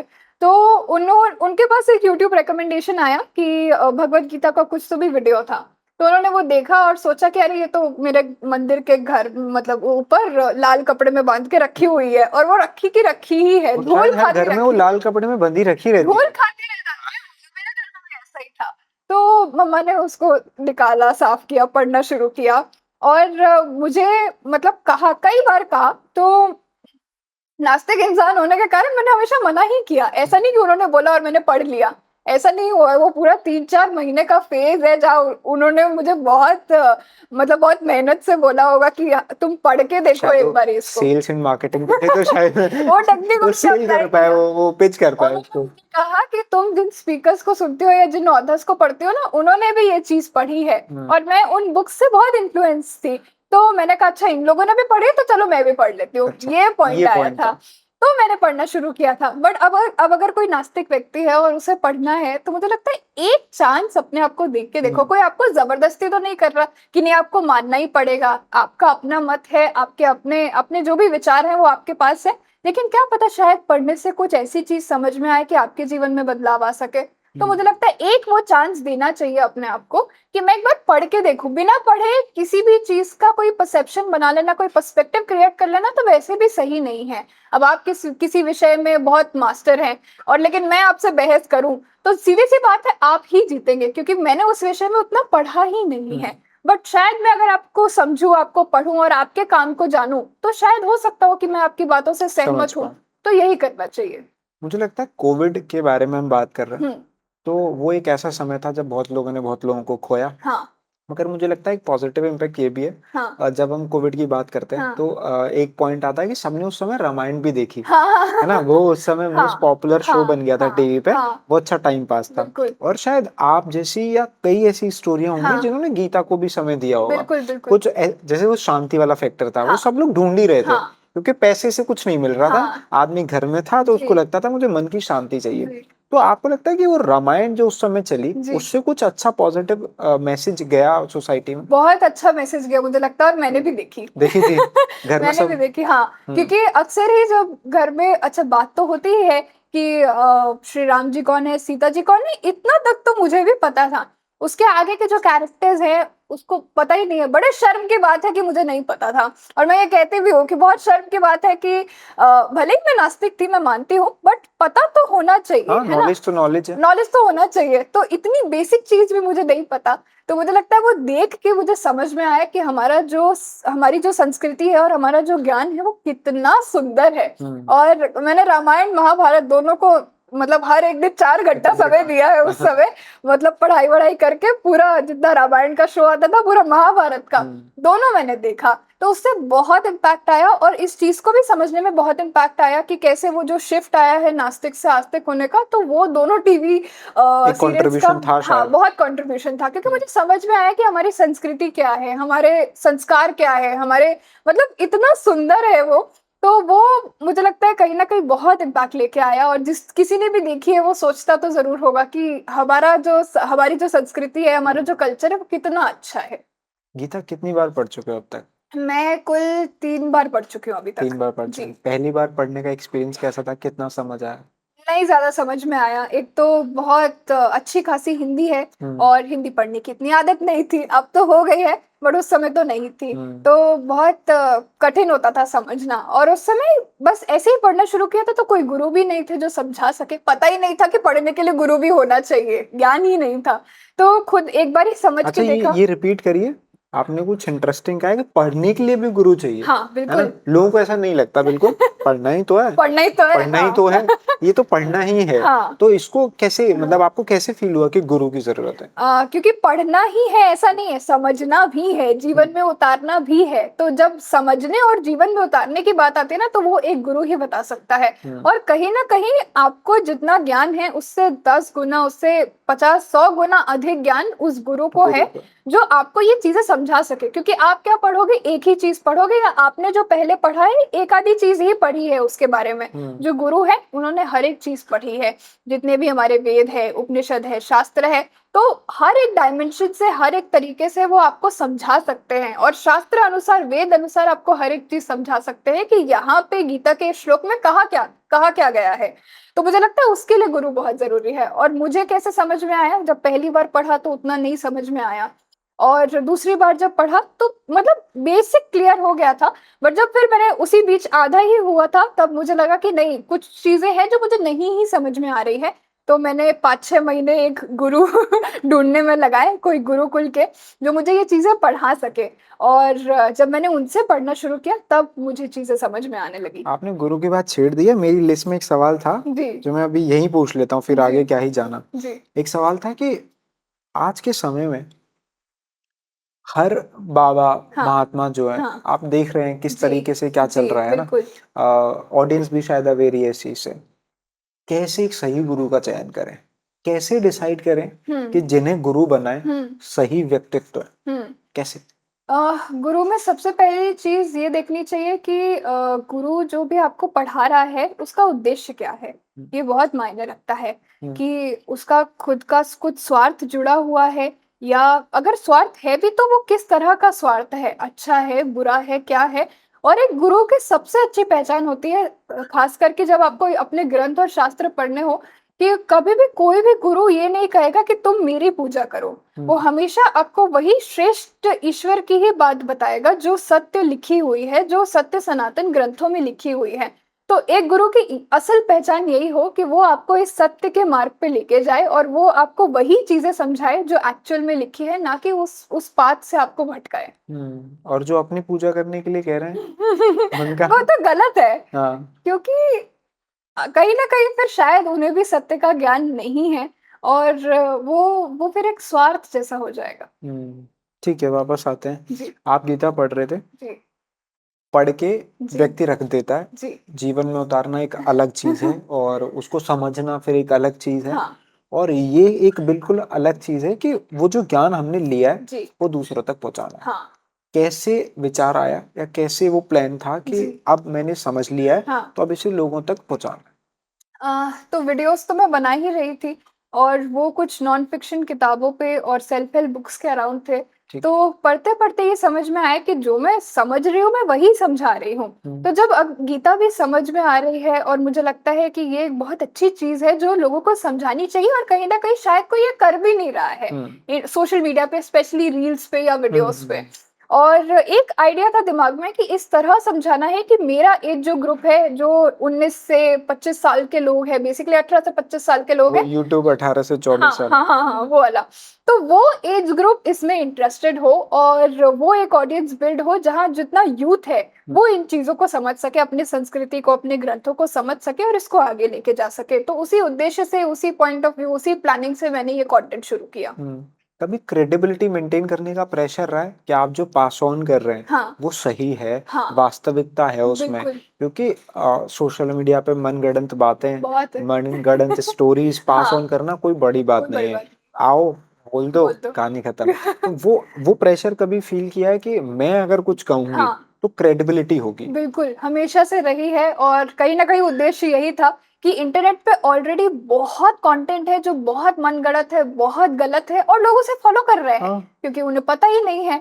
तो जो जिसने बोला वो हमने मान लिया। तो मुझे ये नहीं करना था कि कुछ भी मनगढ़ंत कहानी सुना के मैं लोगों को वही वही बता दूं जो समाज में चल रहा है। जबकि मैं जब खुद सत्य की खोज में निकली हूँ तो मुझे भी सत्य ही पहुंचाना है लोगों को। पर इसका अर्थ ये नहीं है कि मुझसे कभी गलती नहीं हुई या मैंने कभी कुछ गलत नहीं कहा, बहुत बार हुआ है। लेकिन हाँ, वो क्रेडिबिलिटी मेंटेन करने का प्रेशर आज भी उतना ही है, क्योंकि सही चीजें पहुंचाना और सही ज्ञान को प्राप्त करना अपने आप में एक बहुत बड़ा टास्क है आज के समय में। क्योंकि आज के समय में जो देश के हालात हैं वो तुम्हें मौका नहीं देते हाँ, कि मौका नहीं आप देते। खासकर रिलीजियस कंटेंट में कोई गड़बड़ी करें, बिल्कुल। क्योंकि वो बहुत ज्यादा स्ट्रिक्ट होते जा रहे हाँ, हैं। वो ठीक भी है क्योंकि सबके अपने अलग अलग मत है, अपनी अपनी मान्यताएं हैं, तो किसी को भी हर्ट नहीं होना चाहिए। आप जो कह रहे हैं, लेकिन आपको सत्य भी पहुंचाना है, तो एक पर्टिकुलर ऑडियंस तो उससे कहीं ना कहीं हर्ट होगा। कभी वायरल होने के लालच में गलत बोलने का मन किया है कभी? नहीं, हाँ? कभी नहीं। या ऐसे कंटेंट क्रिएटर्स को कोई मैसेज जो ऐसा करते हैं कि वायरल हो जाऊंगा, हाँ गलत है या सही है हाँ, उससे मतलब उससे नहीं? मतलब नहीं, बहुत लोग कर रहे हैं। मैंने खुद ही देखा है, बहुत लोग कर रहे हैं, बट मैं यही कहूंगी कि ज्यादा लंबा नहीं चलेगा। एक बार को व्यू आ जाएंगे, शायद कुछ लोग मान भी लेंगे, बट अगर सोच रहे हो कि ऐसा ही कह कर, बोल बोल कर, मतलब मैं बहुत आगे बढ़ जाऊंगा, तो शायद हाँ, शॉर्ट टर्म सक्सेस मिले, बट बहुत लॉन्ग टर्म सक्सेस तो नहीं मिलेगा। और कहीं ना कहीं आप अपने ही धर्म का प्रदूषण कर रहे हो इस कार्य को करके। तो धर्म का कंटेंट बना रहे हो तो धर्मानुसार बनाओ। ये बहुत इंपॉर्टेंट पॉइंट है। जी। गीता के अलावा क्या क्या और पढ़ा है आपने? गीता के अलावा मैंने गुरुजी से, गुरुकुल के आचार्य हैं, उनसे उपनिषद पढ़े। तो अभी 11 में से मैंने 4 उपनिषद पढ़े हैं, ठीक है। और साथ ही महाभारत जो है वो पूरी चल पढ़ी? रहा है। हाँ चल जी, रहा है? पूरा नहीं पढ़ा है, चल रहा है। मतलब आधा ऑलमोस्ट हो चुका है, बट हाँ, उसको भी मैंने बताना शुरू किया है। तो जो आइडियाज हैं वो जिस समय पढ़ रहे होते हैं उसी समय जनरेट करते हैं या पहले से प्री प्लान करके चलते हैं? नहीं, जैसे ज्यादातर जो भी सब्जेक्ट्स होते हैं वो तो पहले ही पढ़े होते हैं, और जब फिर मेरे जितने भी वीडियोस हैं ना वो सीरीज वाइज चलते हैं, चाहे वो यूट्यूब हो चाहे वो इंस्टाग्राम हो। तो इंस्टाग्राम पे भी मैंने यही शुरू किया था कि अगले 700 दिन मुझे 700 गीता के श्लोक बताने हैं। तो हर एक दिन एक श्लोक। तो पढ़ा तो पहले भी है, बट वीडियो बनाने के पहले भी फिर से पढ़ा जाता है, 2-3 अलग अलग ट्रांसलेशंस रेफर किए जाते हैं कि जो मैं बता रही हूँ वो सही है, कितना सही है, और कैसे इसको एक ऐसे एग्जाम्पल से रिलेट किया जाए जो आम जनता को समझ में आए, मेरे जैसे ऑडियंस को समझ में आए। क्योंकि इंस्टाग्राम एक ऐसा प्लेटफॉर्म है, या आप यूट्यूब भी एक ऐसा प्लेटफॉर्म है, तो थोड़ा एंटरटेनमेंट साइड ना ज्यादा है। तो वो एंटरटेनमेंट के बीच में अपनी जगह बनाना थोड़ा टफ टास्क होता है। तो आपको भी उस एंटरटेनमेंट में जाना पड़ता है जहाँ पे आप कुछ अच्छा एग्जाम्पल दो, कोई स्किट करो, कोई एक्ट करो, और फिर उससे उस गीता के श्लोक को समझाओ। प्रॉप्स यूज करो। हाँ, प्रॉप यूज करो। सारी चीजें इंपॉर्टेंट हो जाती हैं अगर आपको एंगेज करनी है तो। बिल्कुल। ठीक है, आप स्कूल से निकल गए थे, कंटेंट क्रिएशन शुरू हो गया था, अभी आप कॉलेज में हैं। जी। कहाँ से पढ़ाई कर रहे हैं? एमिटी नोएडा। एमिटी नोएडा। क्या पढ़ाई कर रहे हैं? English honours. इंग्लिश ऑनर्स कर रहे हैं। कैसे डिसाइड किया कि ये करना है? तो 12th के बाद ना मैंने 1 साल का ब्रेक लिया कंटेंट पे ध्यान देने के लिए। और कोविड का समय था तो घर वाले भी मान गए थे कि चलो ठीक है, 1 साल तुम्हें जो करना है करके देख लो, एज भी ज्यादा नहीं है तो कर लो, जितना जितना मर्जी जो मन का करना है। तो मैंने 1 साल पूरा मेहनत कंटेंट को दिया कि हाँ, मुझे कंटेंट में ही कुछ अच्छा करके दिखाना है। और उसके बाद इंग्लिश एक ऐसा सब्जेक्ट है शायद जो कहीं ना कहीं एज अ स्किल इम्पॉर्टेंट है, और मुझे लगा ये आसानी से मैं कर भी सकती हूँ अपने कंटेंट क्रिएशन के करियर के साथ, तो मैंने इंग्लिश ऑनर्स ऑप्ट किया। अभी आप शायद शिफ्ट भी हुए हैं हाँ जी, इलाहाबाद से, गुड़गांव। गुड़गांव जी शिफ्ट हुए हैं, अब आप गुड़गांव में रहते जी हैं। ठीक है, आगे का अभी जैसे कॉलेज में है जी। तो रेगुलर जाते हैं कभी, नहीं, ये रेगुलर कभी नहीं। कभी जाना हाँ होता है? जी, तो मतलब कॉलेज का वो एक्सपीरियंस तो उतना नहीं है उतना मेरे नहीं है। लाइफ में। हाँ, उतना नहीं तो है। अभी कंटेंट क्रिएशन पे पूरा फोकस है पूरा आपका, फोकस है, हाँ। उसी पे सारी हाँ, चीजें कर रहे कंटेंट हैं। क्रिएशन पे और जो आध्यात्मिक शिक्षा चल रही है उस पे। तो आप गुरुकुल से भी शिक्षा ले रहे हैं? हाँ। कब जोड़े? गुरुकुल से मुझे ऑलमोस्ट हो गए 1.45 इयर्स हो गए। बताइए कुछ गुरुकुल के बारे में, कैसा है? मेरा गुरुकुल ऑफलाइन नहीं है क्योंकि मेरे पास ऑफलाइन जाने का समय ही नहीं है। ठीक है। तो मैंने आचार्य जी को यही कहा था कि मैं ऑफलाइन गुरुकुल तो नहीं आ सकती, वो गुजरात में है और बहुत कम है गुरुकुल आज के समय में, तो हाँ, वैसे ये भी तो है। तो अपने शहर में गुरुकुल ढूंढना तो वैसे ही एक बहुत बड़ा टास्क था। तो मैंने उनको कहा कि आप गुरुकुल में जो भी चीजें होती है वो मुझे ऑनलाइन सिखाना शुरू करें, टेक्नोलॉजी है तो उसके उसका जरिए फायदा सिखाना उठाए। शुरू करें। हाँ, हाँ। उसका फायदा उठाए। तो उन्होंने मुझे ऑनलाइन ही हर एक चीज करना सिखाया है, हम्म। जितने भी हमारे ग्रंथ है, क्या जितने भी नाम है नित्य। आपके गुरु का? गुरु का नाम है आचार्य योगेश जी। हम्म। और ये तो एक गुरुकुल हो गया, और एक और है उत्तर प्रदेश में आता है वो, वहां पे भी उनका भी नाम आचार्य योगेश जी ही है, अच्छा, दोनों का उनसे ही भी नाम? मैंने कुछ सीखा है। हाँ, मैंने क्या किया कि मैंने अलग अलग गुरुकुल से कनेक्ट किया ताकि मैं एक ही समय पे अलग अलग चीजें कम समय में ज्यादा सीख सकूं। एक हरियाणा में है, उनका नाम है आचार्य लोकेश जी। तो ऐसे मैंने कई लोगों से अपने पूरे मतलब टाइमलाइन में सीखा हुआ है, और मैं अभी भी उनसे सीख रही हूँ। ठीक है, अच्छी बात है। जी, आज के युवाओं को मतलब मुझे लगता है कि गुरुकुल की तरफ थोड़ा ट्रैक तो होना चाहिए। बिल्कुल। और जो स्कूलों की फीस इतनी बढ़ गई है तो मुझे लगता है आज नहीं कल वो गुरुकुल जाएंगे ही जाएंगे। जाना चाहिए। हाँ, खैर आप पढ़े लिखे, तो मेरा एक सवाल है, हमेशा जब भी कोई पढ़ा लिखा व्यक्ति भगवान से बचने के लिए एक्सक्यूज देता है तो वो कहता है इसमें साइंस नहीं है, हाँ इसमें लॉजिक नहीं है। हाँ मैं साइंस वर्सेस गॉड पे थोड़ी बात करना चाहता जी हूँ। आपने पढ़ाई भी की है, आपने साइंस को भी समझा है, जी। आप आज टेक्नोलॉजी से भी रूबरू हैं, हम्म और आप अध्यात्म की तरफ भी काम कर रही हैं। हम्म। आपको क्या लगता है ये साइंस वर्सेस गॉड क्यों है, और लोग भगवान से बचने के लिए साइंस का सहारा लेते हैं, या हम्म। वास्तविकता में साइंस अपना एग्जिस्टेंस अच्छे लेवल पे रखती है? साइंस अपना एग्जिस्टेंस बहुत अच्छे लेवल पे रखती है, ये बहुत अच्छी बात है और होना भी चाहिए, जरूरी है। लेकिन कहीं ना कहीं हम इस बचाव को लेके चलते हैं कि हाँ, ये जो साइंस और गॉड वाला साइड है, तो मुझे लगता है कहीं ना कहीं हम बहुत डिपेंडेंट है साइंस वाले साइड पे, और कहीं ना कहीं हमें पता नहीं है कि ये जो साइड है, जो गॉड वाला साइड है, वहां पे क्या साइंस है। तो शायद हम उस साइंस को नहीं समझ पा रहे हैं, और स्पेशली आज की जो यंग ऑडियंस है, और एक टाइम पे मैं भी ऐसी रही हूँ जहां मैंने ये डिबेट में मेरे माइंड में हमेशा रहा है। तो कहीं ना कहीं हमें साइंस पे ज्यादा भरोसा है, जो कि बिल्कुल गलत नहीं है, होना चाहिए, बट आपको दूसरे साइड भी देखना चाहिए। अभी क्या है, हम लोग एक ही साइड को देख रहे हैं, और शायद कहीं ना कहीं अंडर एस्टिमेट कर रहे हैं कि शायद हमारा धर्म सिर्फ पाखंड पे, अंधविश्वास पे टिका हुआ है, बट उन्हें वास्तविकता का ज्ञान नहीं है कि वहां भी कितना साइंस इन्वॉल्व है। तो मैं हमेशा यही बात कहती हूँ कि जब भी साइंस अपने शिखर पर पहुंचेगा, वो देखेगा कि अध्यात्म वहां पहले से है। तो पहले मुझे से। लगता है ये बात हमें समझनी चाहिए, और ये पढ़ के ही समझ में आएगा, ये ऐसे ही नहीं समझ में आएगा, डिबेट में उलझने से उतना नहीं समझ में आएगा जब तक आप वास्तविक में पढ़ के ना देखो। तो लोगों को शायद पढ़ने की जरूरत है, हाँ अगर साइंस वर्सेस हाँ, गॉड को आप समझ। दोनों साइड पढ़ो, मैं यही हम्म कहती हूँ, वो साइड भी पढ़ो, ये भी साइड पढ़ो, और फिर निर्णय लो कि आपको क्या ठीक लगता है। हम्म। आजकल ना मंत्रों के उच्चारण की बात होती है। हम्म। हम जब इंस्टाग्राम की किसी रील में कोई मंत्रों का उच्चारण देखते हैं तो बड़ा सुनने में अच्छा अच्छा लगता है। लगता हाँ। है। हाँ, और वाइब मैच होती है, हाँ वाइब अच्छी लगती है, जो हाँ आजकल के जी यंगस्टर्स का टर्म है। जी तो मुझे ये जानना है कि आपने सारी चीजों को पढ़ा, जी। जो इम्पोर्टेंस है हाँ मंत्रास हाँ की जी। क्या है? बहुत इम्पोर्टेंस है। अगर ऐसे देखा जाए, हर एक मंत्र का अपना एक अर्थ है, और उस अर्थ में बहुत शक्ति है अगर उसका ठीक से उच्चारण किया जाए, और अगर ठीक से उसे प्रतिदिन प्रयोग किया जाए। तो आपकी श्रद्धा जिस भी मंत्र में है, या आपकी श्रद्धा जिस भी उस अर्थ से है, जो भी आप उस मंत्र से समझ रहे हो, तो आप अपने जीवन में उसे अपना के देखो, और उसकी शक्ति आपको अपने अंदर, अपने जीवन के अंदर, अपने ग्रोथ के अंदर थोड़े दिन में ही देखने मिलेगी। तो हमारे ऋषियों ने अगर कोई मंत्र रचा है, कुछ लिखा है, और ईश्वर द्वारा जितने भी वेद मंत्र आए हैं, हर एक बात का, हर एक मंत्र का अपना एक बहुत अच्छा अर्थ है, और वो हमारे लिए ही है। तो मुझे लगता है कि बहुत अच्छे से प्रयोग किया जा सकता है। अब मंत्र होते हैं संस्कृत में हाँ, और लोगों को नहीं आती है हाँ, और लोगों को पढ़ाई भी नहीं जाती है। बिल्कुल। आपने कभी ऐसे कोशिश करना है कि स्कूलों में संस्कृत को कंपलसरी किया जाए, 12th तक पढ़ाई जानी चाहिए? मेरे तो स्कूल में कंपलसरी था हम्म 5th to 8th, हाँ, 3 मेरे में साल। भी 8th तक ही हाँ, था 8th कि तक ही था 8th तक का आपको पढ़ना है। और उस टाइम तो बिल्कुल इंटरेस्ट नहीं था, तो हम्म सबसे बुरा सब्जेक्ट कोई लगता और वो था 8th तक पढ़ने में भी पठामे में निकाल उतना देते ही हैं वो। उतना ही मतलब मुझे ऐसा लगता है कि उसका कहीं यूज भी नहीं आया। यूज भी नहीं हाँ हुआ। मतलब अगर अगर और आगे पढ़ते तो उसका तो बहुत हाँ इम्पोर्टेंस है। शायद, हाँ, क्योंकि वो पूरा ग्रामर ही है। बिल्कुल। तो जिस तरह मतलब हम वो इंग्लिश में ग्रामर पढ़ते पढ़ा हैं, के वो आगे पढ़ाना ही छोड़ आगे देते हैं। पढ़ाना छोड़ हाँ, देते हैं, तो वो वहीं तक सीमित होता है और हम्म, घरों में तो कोई बोलता नहीं। बिल्कुल। तो वो सबसे हेट किया जाने वाला सब्जेक्ट था उस टाइम पे, और मैं भी ऑलमोस्ट संस्कृत में हमेशा मेरे जस्ट अच्छे पास हुई नंबर हूँ। आते थे। हाँ हाँ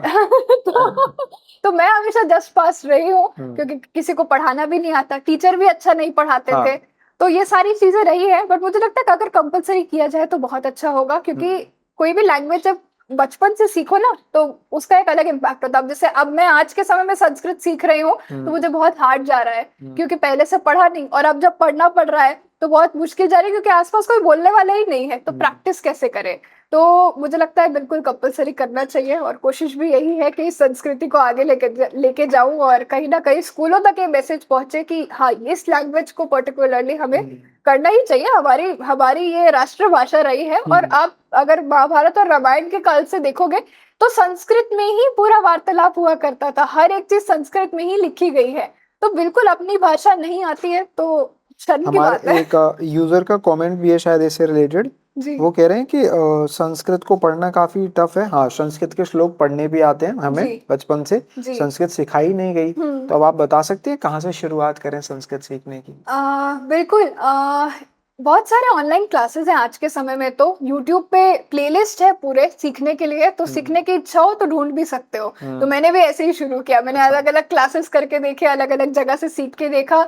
अभी रिसेंटली मुझे किसी ने बताया कि यूपी का एक पर्टिकुलर पोर्टल है जहाँ पे वो फ्री ऑफ कॉस्ट संस्कृत सिखा रहे हैं, ओके। और हर एक एज ग्रुप का हर एक व्यक्ति संस्कृत को सीख सकता है। तो पूरा फर्स्ट लेवल सेकंड लेवल का वो कोर्स है। आप नाम बता देते, प्रमोशन हो जाता, हम पैसे ले लेते उनसे। मुझे अभी ना मेरे ख्याल से अभी पूरा नाम नहीं याद आ रहा है, बट मैं बता दूंगी तो आप डिस्क्रिप्शन में लिख देना। ठीक है। ठीक है। कुछ तो भी है, वो यूपी संस्कृत प्रशिक्षण करके कुछ है, मैं बता दूंगी सही नाम क्या है।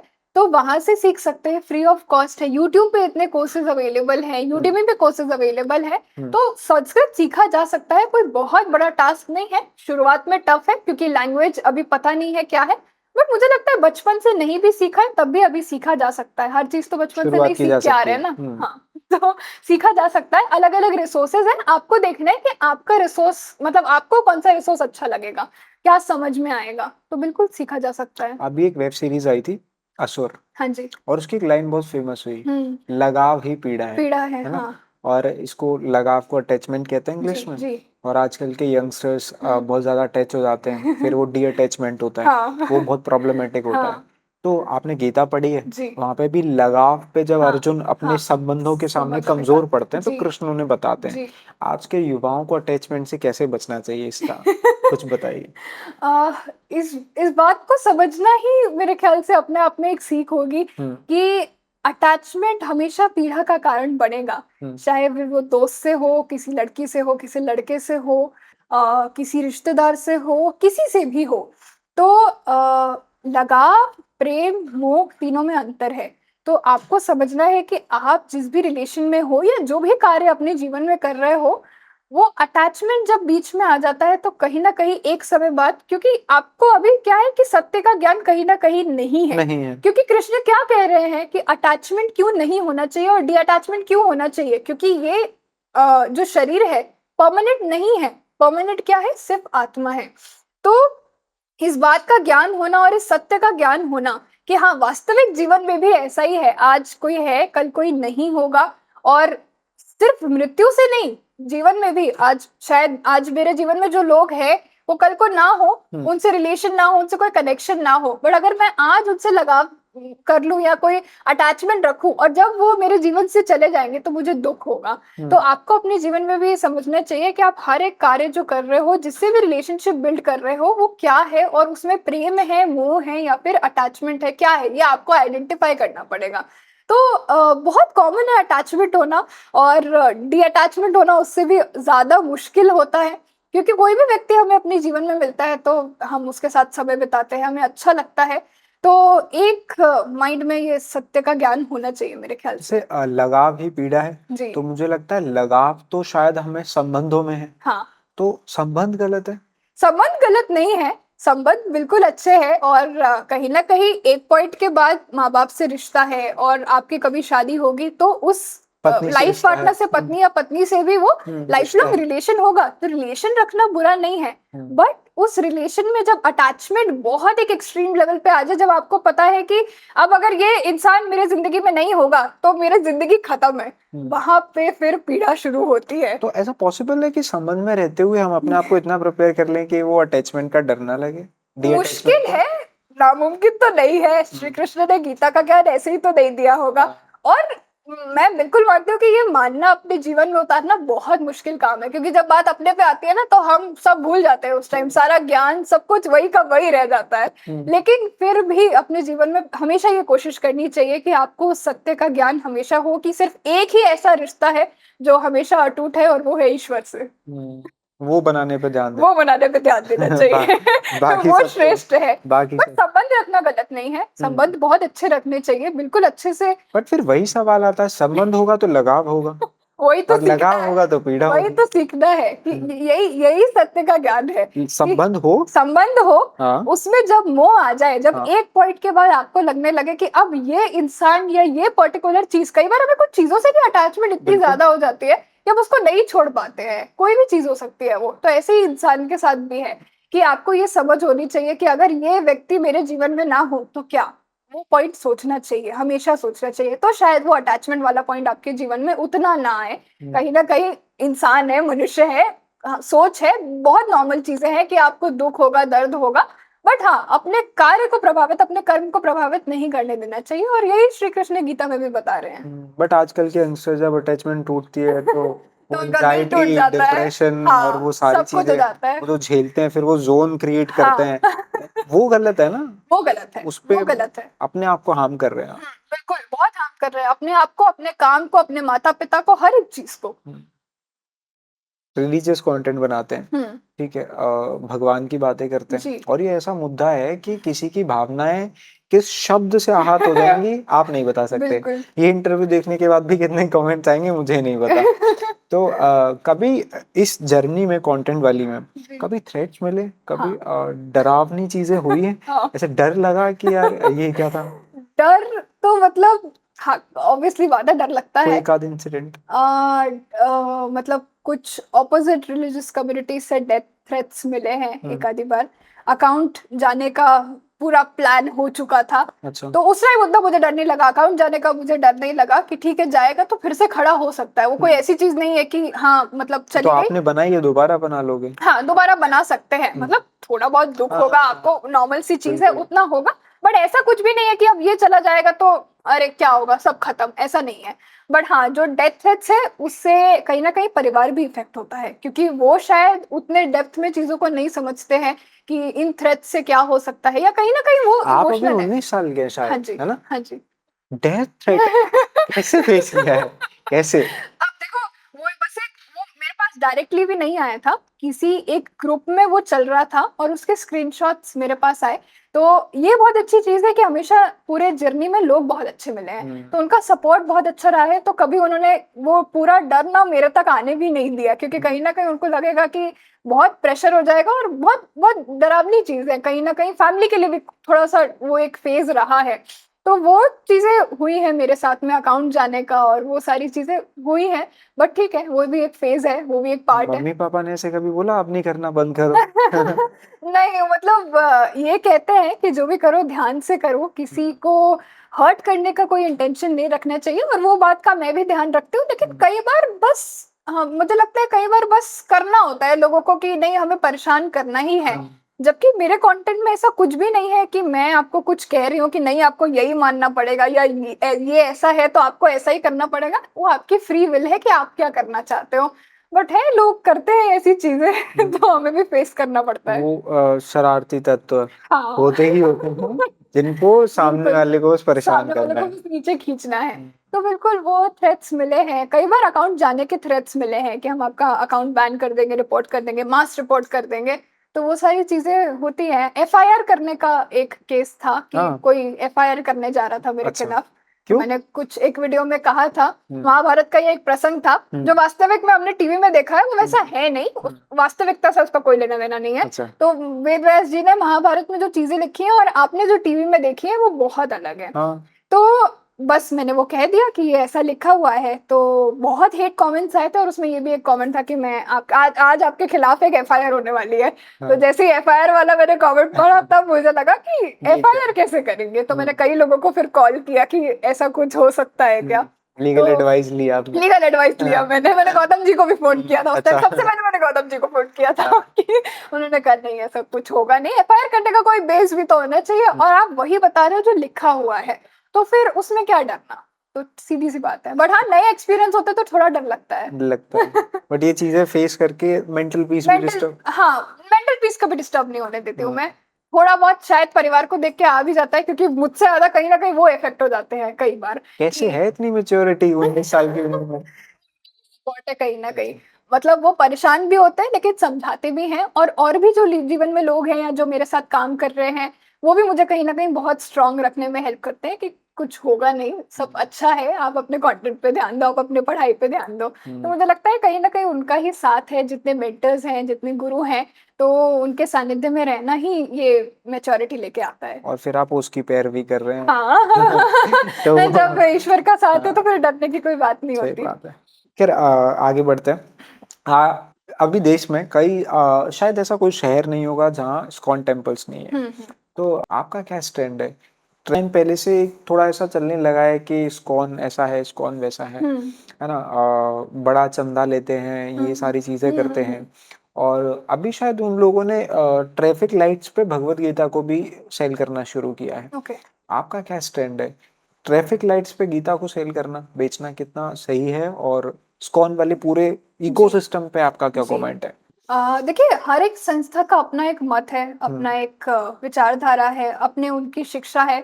तो मेरा उसमें कोई पर्टिकुलर पॉइंट ऑफ व्यू नहीं रहता कि वो क्या कर रहे हैं। हर एक संस्था ज्ञान को आगे बढ़ा रही है, तो मुझे कहीं न कहीं लगता है कि वो उनका काम है, ये हमारा काम है ना? तो मैं उस पॉइंट ऑफ व्यू तक पे तो कुछ नहीं कहती बट जहाँ बात है भगवद गीता की तो शायद अगर हम उनके एक पर्सपेक्टिव से सोचें तो शायद उनका उद्देश्य ये है कि ज़्यादा से ज़्यादा लोग भगवद गीता पढ़ें और मुझे लगता है कि अगर मैं किसी ऐसे व्यक्ति को गीता जाके दूँ और उससे उससे कहूँ कि तू पढ़ना, पढ़ा नहीं पढ़ा आपको हुँ, तो नहीं पता। हुँ। तो मुझे लगता है कहीं न कहीं वो ज्ञान के साथ और उस किताब के साथ थोड़ा अपमानजनक हो सकता है। क्योंकि शायद होली बुक भी है ना? हाँ, भगवद गीता बिल्कुल, और पूरा सनातन समाज हमारे लिए तो एक वो बिल्कुल, पुस्तक पूजनीय है बिल्कुल। और उसको ट्रैफिक लाइट्स पे से बेचना, हुँ, है ना? तो हुँ, वो मुझे लगता है कि शायद जी, काफ़ी ऐसा हो जाता है जो आपत्तिजनक है या हाँ, लोग उसको हाँ। हो सकता है कि उनका उद्देश्य अच्छा है, हुँ, बट कहीं न कहीं शायद वो फुलफिल नहीं हो पा रहा है या हुँ, कुछ बहुत कम ही लोग होंगे जो उसको मतलब ठीक से उसकी रिस्पेक्ट करते होंगे या उसे पढ़ने की कोशिश करते होंगे। तो मुझे लगता है ये प्रत्येक अपने इंस्टीट्यूशन की एक विचारधारा है, तो हुँ। वो उनका कार्य है। आपको लगता है सर श्रीला प्रभुपाद जिन्होंने इस्कॉन की जी, स्थापना की, जी। उनके उद्देश्य से अब इस कॉन्स्टिट्यूशन काफ़ी डाइवर्ट हो रहा है या वहाँ की जो चीज़ें हैं, अ वो काफ़ी ऐसी हैं जो अब लोगों को पसंद नहीं आती? कि मेरे पास ऐसे कई इंसिडेंसेस आए जो लोगों ने मुझे बताए, तो जी। आप क्या सोचते हैं इसको लेके? देखिए मुझे पर्टिकुलर किसी भी ऐसे एसोसिएशन के बारे में ना पूरा नॉलेज है नहीं टू बी हुँ, वेरी ऑनेस्ट कि वो क्या कार्य कर रहा है या उसकी संस्था कौन से रूल्स रेगुलेशंस या क्या गाइडलाइन फॉलो कर रही है और जिस उद्देश्य से वो शुरू हुआ वो वैसा चल रहा है या नहीं। तो ठीक है। मुझे लगता है कि उस विषय में अभी उतना पता नहीं है और हुँ, अगर किसी इंस्टीट्यूशन के या ऑर्गेनाइजेशन के मुझे ठीक बात विषय है, में पता ना हो तो उसमें कोई अपना ओपिनियन देना गलत हो सकता ठीक है, बात है। शायद मैं गलत हूँ शायद मैं सही हूँ, तो इसलिए आपने अभी एक बड़ी अच्छी सीरीज़ बनाई मैंने आपके हैंडल पे देखा साड़ी को लेके, साड़ी को लेके साड़ी का हाँ जी। साहित्य और साड़ी एक ऐसा पहनावा है जी। जो भारतीय नारी के ऊपर जितना जचता है शायद कोई और पहनावा हाँ नहीं जी, जचता होगा। बिल्कुल। तो वो कैसे आइडिया आया कि चलो साड़ी के बारे में बताते हैं, हर राज्य की एक साड़ी के बारे में जी। बताते हैं? तो मुझे पर्सनली साड़ी पहनना बहुत पसंद है। मुझे हम्म। लगता है जैसा आपने कहा कि हाँ। उससे सुंदर कोई हाँ। शायद ही ऐसा कोई वस्त्र है जो लगता होगा, हम्म। और कहीं ना कहीं हमारी संस्कृति है। तो हम्म। मुझे लगता है आज के टाइम पे जो यूथ है या ऑडियंस है, कहीं ना कहीं इस कल्चर को या इस पहनावे को ना भूलती जा रही है, हम्म। क्योंकि कहीं ना कहीं एक वेस्टर्न कल्चर की तरफ थोड़ा ज्यादा ज्यादा झुकाव है, मेरा भी रहा है। मतलब उसमें कोई शक नहीं है कि ऐसा नहीं था। हाँ। बट अब जो है, अब जो कार्य है या जो अब मेरी विचारधारा है वो इस तरफ ज्यादा है, और जब तक पहन के नहीं देखा, जब तक उसे ट्राई नहीं किया, तब तक नहीं पता था। और अब जब मैं साड़ी पहनती हूँ तो मुझे लगता है ये सबसे सुंदर है और मैं इसमें सबसे अच्छी लगती हूँ। तो वहीं से आइडिया आया कि क्यों ना साड़ी को लेके एक सीरीज बनाया जाए, ताकि लोगों को बताया जाए कि कितना सुंदर वस्त्र है और इसकी क्या खासियत है, क्या है ये असल में, और हर हर एक राज्य में किस तरह ये अलग अलग तरीके से पहना जाता है, उसका इतिहास क्या रहा है। तो ये अपने आप में बहुत इंटरेस्टिंग चीज है। जब ये सीरीज बना रहे थे तो साड़ी के बारे में कुछ ऐसा पता चला जो पहले पता ही नहीं था? साड़ी के विषय में ऐसा, हाँ, हर एक स्टेट की साड़ी का एक अपना इतिहास रहा है, उसके प्रिंट्स को लेके, उसके कपड़े को लेके। तो मुझे लगता है वो बहुत इंटरेस्टिंग, उसके टेक्निक को लेके। तो कहीं टाई डाई टेक्निक से बनाया जाता है, कहीं सिल्क को यूज करके बनाया जा रहा है। तो मुझे लगता है साड़ी के विषय में जितना पता था और फिर अब इस सीरीज के साथ जितना पता चला है, उसमें बहुत अंतर है कि कितने सूझबूझ से वो प्रिंट्स बनाए गए हैं। जैसे उड़ीसा की अगर कोई साड़ी है तो उसके रंग भी भगवान जगन्नाथ से लिए गए हैं। अच्छा। तो कितना कल्चरली भी कनेक्टेड है ये देखा गया है, और उसके प्रिंट्स भी आपको, उसके प्रिंट्स में भी उड़ीसा का वो झलक दिखेगा या बनारस का झलक दिखेगी आपको उस प्रिंट में। तो मुझे लगता है ये बहुत सुंदर चीज है और हमें समझनी चाहिए। मुझे मुझे ऐसा लगता है कि साड़ी पहन लेना, मतलब कोई हाँ। भी वस्त्र, जैसे मैंने कुर्ता पहना है, जी। मैं कभी जानना नहीं चाहूंगा कि इसका साहित्य क्या है, इसका इतिहास क्या हाँ, है ना? जनरली नहीं लोग जानते हैं। लोग नहीं बट जानना चाहते। वो जब मैंने वो सीरीज देखी, मैंने कहा ये कुछ अलग है, ये कुछ अच्छा है हाँ। कि हम जो औरतें साड़ी पहनती हैं, मेरी माँ साड़ी पहनती जी। है, वो पहन रही हैं, हाँ, उनको नहीं पता है नहीं कि पता। साड़ी कहाँ से आया हाँ। है, क्यों आया है, ये क्यों पहनते हाँ, हैं। तो बिल्कुल। वो अच्छा लगा जान के, जी। और जब ऐसी चीजें बनती हैं तो शायद जनता को पसंद भी आती है, पसंद भी आती है। इसीलिए आपको इतना प्यार मिलता है जनता से। वो पसंद वाली चीज हो जाती है ना, सोशल बिल्कुल, मीडिया पे आप जो बिल्कुल। बना रहे हैं वो हाँ पसंद जी। आ रहा है, जी। वो वाली बात है। तो मुझे ऐसा लगता है कि जैसे अब आपने ये कुर्ता पहना है तो आपको जानने में जिज्ञासा तो शायद नहीं है कि ये कहाँ से आया, कैसे बना, लेकिन अगर आप समझ रहे हो कि कहाँ से आया तो आपको इंटरेस्टिंग लगा। हाँ। तो इस पॉइंट से नहीं शुरू किया तो कि पता नहीं किसको इंटरेस्ट होगा जानने में, बट जब जब ऑडियंस तक वो चीज पहुंची तो शायद कहीं ना कहीं उनको रियलाइज हो गया कि अरे हाँ, ये तो हमें पता ही नहीं था, और अब हमें अपने अपने शहर के बारे में, अपने साड़ी के बारे में पता चल रहा है। तो वो एक अच्छी चीज हुई। अच्छा, जब आप कंटेंट बना रहे थे तो कब था पहला वो समय जब कोई रील वायरल हुई या पहला रिस्पांस मिला, ऑडियंस से प्यार मिला, आ, कि जैसे सोचा नहीं था हाँ कि यार जी। ऐसा कुछ होगा और ये हो जाता है? तो कंटेंट बनाते हुए ऑलमोस्ट 1.7 इयर्स हो गए थे, ठीक है। और तब तक कोई भी रील वायरल नहीं गया था। तो मैंने 1.7 इयर्स तक हर एक दिन रील बनाया एक है। साल 7 महीने? 1 साल 7 महीने। सुन लो, सब लोग 2 रील डालते हैं और सोचने लगते हैं वायरल हो जाएगी। ऐसा नहीं होता ऐसा है। नहीं होता है। हमारे साथ जो बैठी हैं, 1 साल 7 महीने काम किया, उसके बाद वायरल हुई। तो बिल्कुल। सब्र रखिए ना, सब्र बिल्कुल, बहुत सब्र जरूरी रखना है। बहुत जरूरी है, और सब्र का फल मीठा होता है। हाँ, आप बताइए आगे। तो उस टाइम तक कोई रील वायरल नहीं हुआ, हार्डली कोई रील था जो 10,000 भी क्रॉस किया हो। हम्म। तो प्रेशर कुछ नहीं था, या ऐसा कोई माइंड में ये नहीं था कि क्यों नहीं वायरल जा रहा है। और गीता का ही पूरा सीरीज चल रहा था।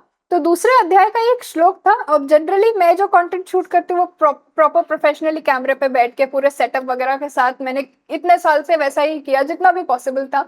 और उस दिन बस पता नहीं क्यों मन में आया कि आज एक आउटडोर रील रिकॉर्ड करते हैं, ऐसे ही गीता का श्लोक समझाते हैं, और उसमें मैंने 3-4 प्रॉप यूज किए थे। ओके। तो वो आत्मा के विषय में था कि आत्मा को कभी जलाया नहीं जा सकता, सुखाया नहीं जा सकता, दूसरे अध्याय का एक श्लोक आता है। तो मैंने वो जलाते हुए माचिस से, धूप से, पानी से, हर एक चीज से दिखाया, और वो रील वायरल गया था 4.2 मिलियन। और वो आउट ऑफ ऐसी एक्सपेरिमेंट था, मैंने जो करके देखा कि एक रैंडम प्रॉप के साथ रील बना के देखते हैं, तो वो कुछ नया किया तो शायद ऑडियंस को पसंद आया और वो वायरल हो गया। बस वो कंटेंट वायरल हुआ और सारे कंटेंट धीरे धीरे करके वायरल होने लगे, और तभी वो पूरा ग्रोथ आया है। जो लोग इस इंटरव्यू को एज अ जी। कंटेंट क्रिएटर की तरफ से देख रहे हैं, उनके लिए एक्सपेरिमेंट की क्या वैल्यूज हैं? मतलब एक जब आप क्रिएशन की जी। दुनिया में हैं, हाँ। तो एक्सपेरिमेंट कितना मायने रखता है कंटेंट को लेके? बिल्कुल, कंटेंट को लेके एक्सपेरिमेंट बहुत मायने रखता है, क्योंकि एक ही एक चीज करके आप भी बोर हो जाओगे, आपकी ऑडियंस आपसे ज्यादा बोर हो जाएगी, और वो हमेशा आपसे कुछ नया एक्सपेक्ट कर रहे होते हैं कि ऐसा कुछ जो आपसे वो शायद नहीं नहीं, उनको लगता कि यार ये तो नहीं कर सकता, और जब आपने वो करके दिखा दिया, कुछ अलग करके दिखा दिया, तो शायद उनको वो पसंद आ जाता है, या उनको वो बात समझ में आ जाती है। शायद एक ही एक तरीके से आप एक ही डायरेक्शन में काम कर रहे हो, आपके पास पेशेंस बहुत है, बट डायरेक्शन ही गलत है, तो वो पेशेंस कोई काम का नहीं है। डायरेक्शन थोड़ा सा शिफ्ट करके देखो, उसमें भी पेशेंस रखना जरूरी है। ऐसा नहीं है कि हर एक एक्सपेरिमेंट काम कर जाएगा, अलग अलग एक्सपेरिमेंट करके देखो। हर एक व्यक्ति, हर एक कंटेंट क्रिएटर के लिए अलग एक्सपेरिमेंट काम करता है।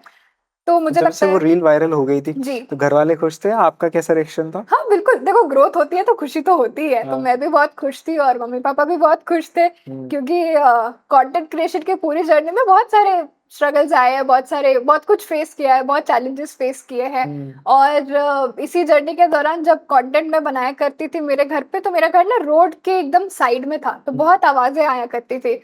तो एक टाइम ऐसा भी था जहाँ कुछ महीने मैंने सुबह 3 बजे उठ के कंटेंट रिकॉर्ड किया है, सुबह ताकि 3 बजे उठ के? हाँ जी, बस सुबह 3 बजे उठा, सबसे पहला काम होता था कंटेंट बनाना है, और माइंड में यही रहता था कि कंटेंट बनाने के लिए उठना है, तो मैं उठ जाती थी, नहीं तो शायद मैं ना उठती किसी और काम के लिए। तो वो आवाज ना आए, डिस्टर्बेंस ना हो, तो मैं सुबह 3 बजे उठ के रील बनाया करती थी, उसको एडिट करती थी, फिर पोस्ट करती थी। तो कई महीने तक मैंने ये किया, और फिर एक टाइम बाद ऐसा है कि बॉडी साइकिल खराब होने लग रहा था, क्योंकि आप सुबह उठते ही सबसे पहले 3 बजे वो काम कर रहे हो, आपको जिसकी आदत उतनी है नहीं अभी। तो मैंने और मम्मी ने डिसाइड किया कि हम अपने घर से 7-8 किलोमीटर दूर एक रेंटेड प्लेस पे रहेंगे, हम वहाँ कंटेंट बिल्ड करेंगे। और मैं तकरीबन 11 महीने उस घर में रही हूँ, जो वो रेंटेड प्लेस था, सिर्फ कंटेंट के लिए।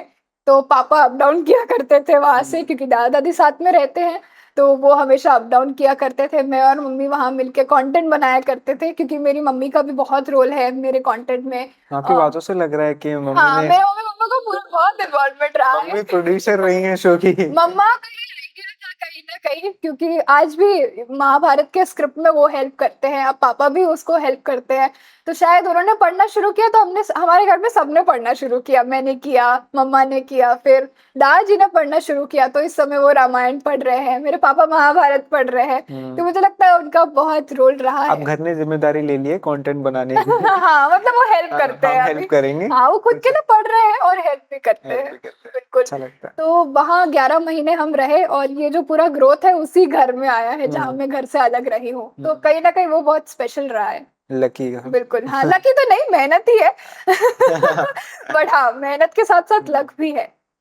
तो जैसे आगे बढ़ रहे थे, तो जब पहली रील वायरल गई तो फिर लगा कि अब तो बस गाड़ी चल जाएगी, अब बढ़िया इसी में करना है? हाँ, बट देखो, पहले भी यही पॉइंट था कि कंटेंट में कुछ हो सकता है, पर दिमाग में ये भी था कि पेशेंस रखना पड़ेगा। और इसमें एक बहुत बड़ा रोल मेरे मेंटर भी प्ले करते हैं, जो कंटेंट में मेरे मेंटर हैं, मनीष पांडे जी। तो उन्होंने हमेशा यही चीज समझाई मुझे कि 700 दिन के लिए तुम्हें कुछ भी नहीं सोचना है। एक कंटेंट क्रिएटर के जीवन में अगर कोई वीडियो या कंटेंट क्रिएटर देख भी रहा है, तो 2 साल अपने आप को देके देखो। जैसे किसी डिग्री में 3 से 4 साल लगाते हो ना, तब जाके इंजीनियर या डॉक्टर बनते हो, तो कंटेंट क्रिएशन में आके ये क्यों भूल जाते हो कि यार 2 दिन में हम बस ओवरनाइट सक्सेस मिल जाएगा? ऐसा नहीं होता है। तो कहीं ना कहीं माइंड में ये था कि करियर तो इसी में बनाना है, ये भी पता था कि पेशेंस लगेगा, और मैंने घर वालों को बोला था कि डिग्री में भी इतना ही टाइम लगेगा, तो यहाँ भी इतना ही टाइम मुझे देना कि मैं अपने आप को वहाँ प्रूफ कर पाऊँ कि हाँ, कंटेंट में भी कुछ हो सकता है। और जब वीडियो वायरल हुए और जब फॉलोअर्स आए, कम्युनिटी बढ़ी, तो उन्हें भी और अच्छे तरीके से विश्वास हो गया कि हाँ, इसमें भी कुछ करियर बन सकता है। कर्म की बात कर रहे हैं तो कर्मा की बात कर लेते हैं। मेरे पास सवाल भी आया है, हाउ कर्मा वर्क्स, है ना? तो कर्मा कैसे काम करता है, ये गीता वाले ज्ञान से हमें थोड़ा प्रकाशित करें कि कैसे वो चीजें काम आजकल, क्योंकि हर कोई इंसान, शायद मुझे लगता है अच्छी चीज भी है, पर जब लोग ट्रांसफॉर्म कर रहे हैं तो आज जैसे कोई गाली नहीं देता, कर्मा होगा, तो वो थोड़ा शॉर्ट हो गया है। तो अच्छी बात है कि लोग सही तरफ जा रहे हैं, समझ रहे हैं कि कर्मा है तो है। तो आप कैसे देखती हैं कर्मा कैसे काम करता है?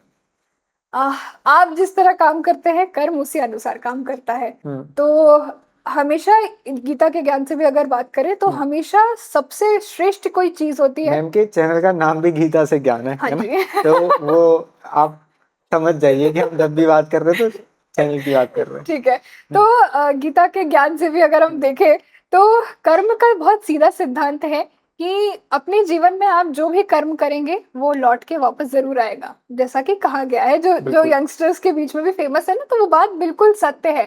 तो इसीलिए उद्देश्य हमेशा ये होना चाहिए कि आप जो कर्म कर रहे हैं वो अच्छा हो।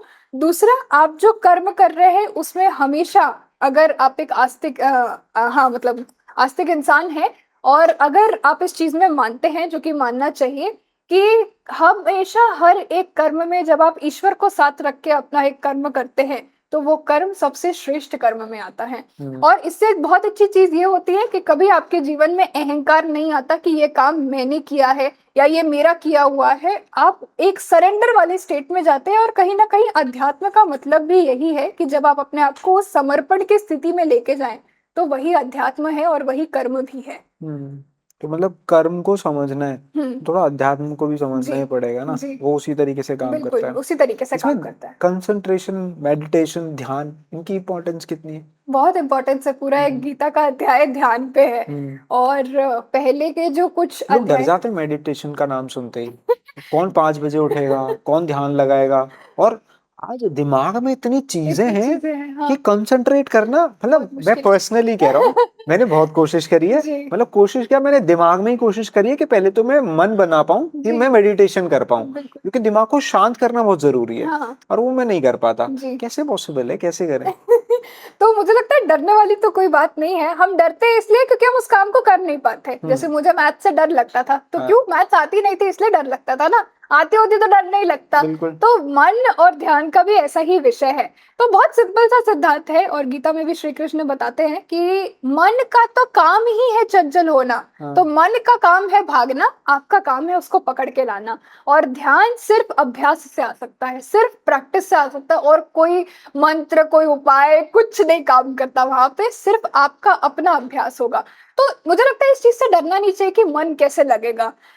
पैसे गिनते हैं, नोट गिनते हैं तो बड़े ध्यान से गिनते हैं ना, वहां तो ध्यान लग जाता है। तो जब ईश्वर का ध्यान करने की बात आती है तो वहां ध्यान क्यों नहीं लगता? क्योंकि कहीं ना कहीं आपने अपने माइंड को वो स्पेस नहीं दिया, आपने अपने माइंड को उस तरह बनाया ही नहीं है कि जब मैं नोट गिन रहा हूँ या कुछ ऐसा काम कर रहा हूँ तो वहां तो मेरा बड़ा ध्यान लग रहा है, वहां तो जरा भी नहीं भटक रहा कैलकुलेशन।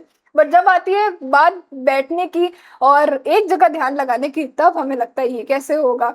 और सुबह 5 बजे उठने की जरूरत नहीं है ध्यान करने के लिए, उठ सकते हैं तो बहुत अच्छी बात है। वो भी इसीलिए कहा जाता है क्योंकि उस समय डिस्टरबेंस नहीं होता। बाकी दिन भर रोड चल रहा है, कुछ आवाज हो रहा है, किचन में कुछ आवाज हो रहा है, कुछ खुशबू आ रही है, तो आपका ध्यान भटकने के लिए आपको और रिसोर्सेज मिल जाते हैं और डिस्ट्रैक्शंस मिल जाते हैं। तो ध्यान के विषय में आपको अपने अनुसार ध्यान करना है, तो आप किसी भी समय ध्यान कर सकते हैं जो आपको ठीक लगे कि ये समय मेरे लिए ठीक है। और वो एक प्रैक्टिस से ही आ सकता है। और गीता में भी श्री कृष्ण यही बता रहे हैं अर्जुन को, कई बार एक ही श्लोक में वो एक ही बात कह रहे हैं। मतलब कई ऐसे श्लोक है लाइन से 6ठे अध्याय में जहाँ एक पूरे श्लोक का कंक्लूजन हमेशा वही निकल रहा है कि सिर्फ अभ्यास से होगा। और वो शायद इसीलिए रिपीट भी इतनी बार किया गया है ताकि आपके दिमाग में बैठ जाए कि अभ्यास के अलावा और कोई ऐसा मंत्र, कोई ऐसा उपाय नहीं है जिससे आप ध्यान में जा सके, सिर्फ अभ्यास ही एकमात्र तरीका है। अभी नवरात्रि निकल के गई है, आपने नवरात्रि पे भी एक सीरीज हाँ बनाई जी, है, हाँ और जी, तो आपने एक एक देवी के बारे में प्रतिदिन जो जिन देवी को जो जिंदगी, डे हाँ डेडिकेटेड जी, होता है उनके हाँ, बारे में आपने बताया। और मुझे लगता है लोगों को कम भी पता होता है कि हम्म, आज कौन सी देवी का दिन हाँ हाँ है हाँ, और उनकी महत्वता बिल्कुल, क्या है, हम्म, और ये नवरात्रि जो है क्या है, जी, वो कैसा था, उनके बारे में आपने पहली बार पढ़ा सारी देवियों के बारे में, हम्म, या पहले से जान रखा था? और नहीं, ये ऑलरेडी ये तीसरी बार बन रहा है अच्छा, सीरीज। नवरात्रि हाँ का। जी, हाँ। पहले 2 साल में मैंने किया है, हम्म। उसका बहुत अच्छा रिस्पांस रहता है। हम्म। तो ऑडियंस, मतलब पूरे पूरे साल में जो सबसे इंटरेस्टिंग फेस्टिवल की सीरीज होती है ना, वो नवरात्रि की ही होती है।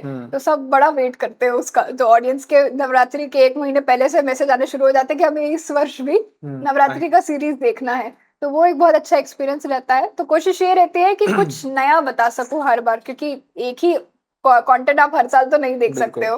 तो 2 बारी तो मैंने फिर भी रिपीट किया है, क्योंकि उस टाइम ऑडियंस बहुत कम थी तो ज्यादा लोगों तक पहुंचा नहीं। और जब इस बार मैंने वो किया तो कई लोगों तक पहुंचा, तो कई लोगों को जानने मिला कि असल इतिहास क्या है।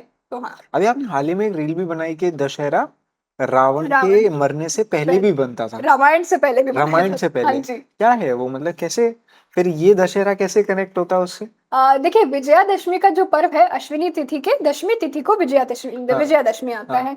तो विजयादशमी रामायण के काल से पूर्व भी मनाया जाता था। और जितने भी क्षत्रिय है वो अपना तो जब शस्त्र, रामायण से पहले मनाया जाता जी, था तो उस समय क्या होता था, मतलब? शस्त्र पूजन। अच्छा, शस्त्र पूजन। असल स्वरूप जो विजयादशमी है का है वो हम्म, शस्त्र पूजन का ही है। अपने अच्छा। सारे शस्त्रों को साफ करना, उसे पुनः योग्य बनाना, मतलब हम्म, पुनः वो काम में, युद्ध में काम आए उसके योग्य बनाना और उसका पूजन करना। जैसे कई जगह नॉर्थ साइड में विश्वकर्मा पूजा करते हैं ना, हम हम्म। अपने औजारों की पूजा करते हैं। मुझे दिन तो याद नहीं आ रहा, बट हमारे यहाँ दिवाली भी के बाद हाँ ही शायद होता है। दिवाली के बाद ही होता है। और उत्तर प्रदेश साइड में एक और आता है बसंत पंचमी के पास, हाँ वो भी इसी तरीके का होता है, जो मुझे अभी 2 दिन पहले ही हाँ। पता चला।